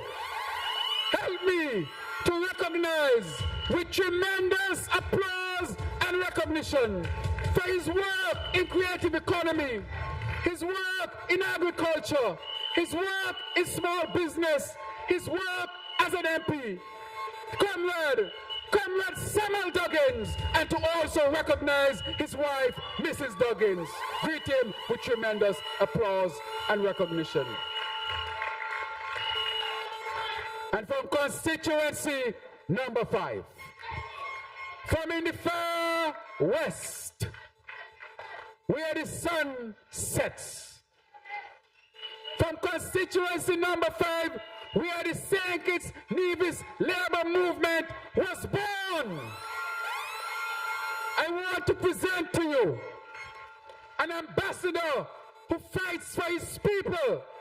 Help me to recognize His Excellency Comrade Kenny Douglas. Greet him with tremendous applause.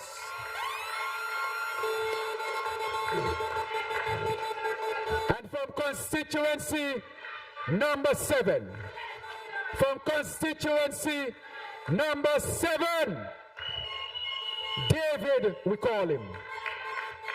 Because with a few stones, and please note, this is figurative speaking, he has tackled a political Goliath.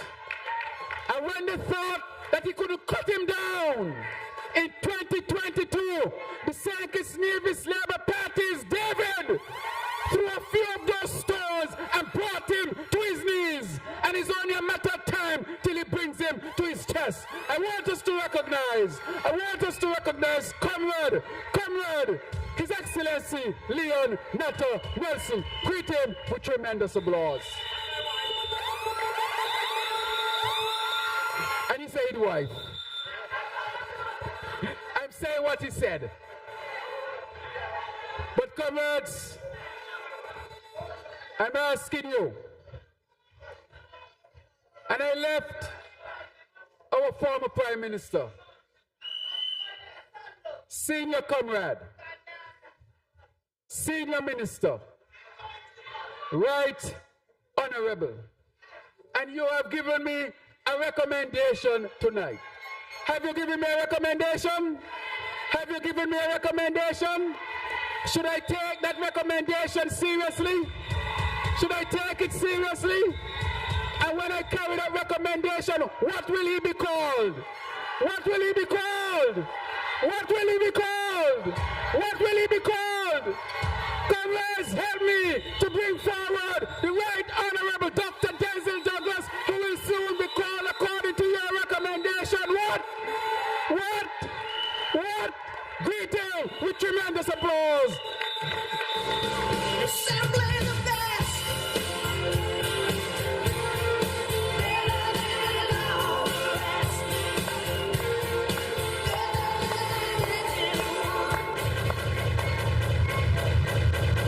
And comrades, to wrap it up, I want to thank you for the opportunity that you have given me.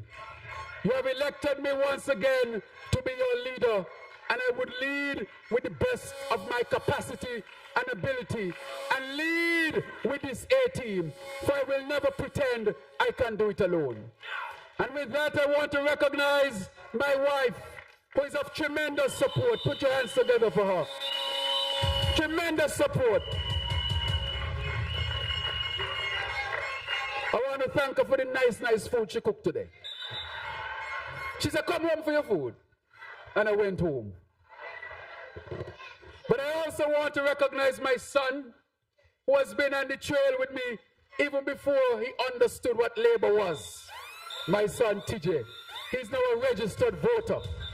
We're going to bring them in when they're young and let them grow up in labor, so they never ever flirt with any other political party. And my own sister who is here, and the members of constituency number 8. Comrades, I also want to ask you to help me to recognize. There are 2 senators in our cabinet. There are also members of parliament. There are actually 3 of them, but the Honorable Garth Wilkin is not here tonight. The Honorable Garth Wilkin has brought to the fore a very ambitious parliamentary strategy that he's implementing. Put your hands together for him, for our strategic approach to the parliament. We thank the Honorable Garth Wilkin for his tremendous contribution. But I want to recognize two other senators. The Honorable Dr. Joel Clark, who leads on the Sustainable Island State agenda. Tremendous applause for the Honorable Dr. Joel Clark for her leadership and her vision. And I also want to recognize the Honorable Iseline Phillip. Iseline Phillip, and in the words of the Senior Minister, Iseline Phillip plus. She is now plus. So the cabinet is following the instructions. Let us increase the population. I want to recognize her for her tremendous work as well. So you see, this is a team, a well-oiled team. And they say it means me too. I don't think my wife heard that. But I want to say this evening that as I stand here tonight, I want to thank all of your comrades, and to thank all the members of the A-team, and to thank our senators for their tremendous contribution. At this time, I would like to call our senators on the stage because you're part of this leadership team. I'm asking that our senators come on the stage and join us. And I will lastly say, I think, of course, Honorable Iseline Phillip had to leave because she had to take care of the plus. But tonight, I present to you a reinvigorated, a re-inspired, a re-energized. We are red and ready. You red and ready? You red and ready?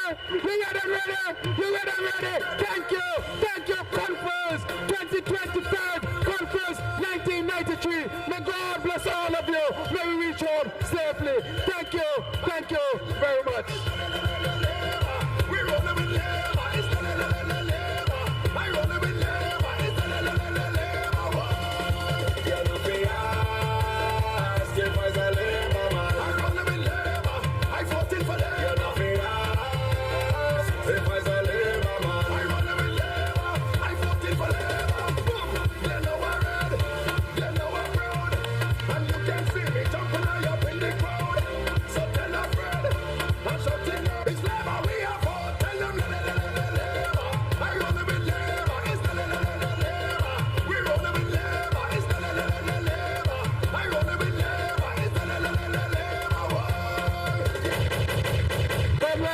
National Secretary, Mr. Alfred Conrad Alfred. He is the engine that works day to day. Put your hands together for him and his team for organizing this grand conference. He deserves tremendous recognition and applause.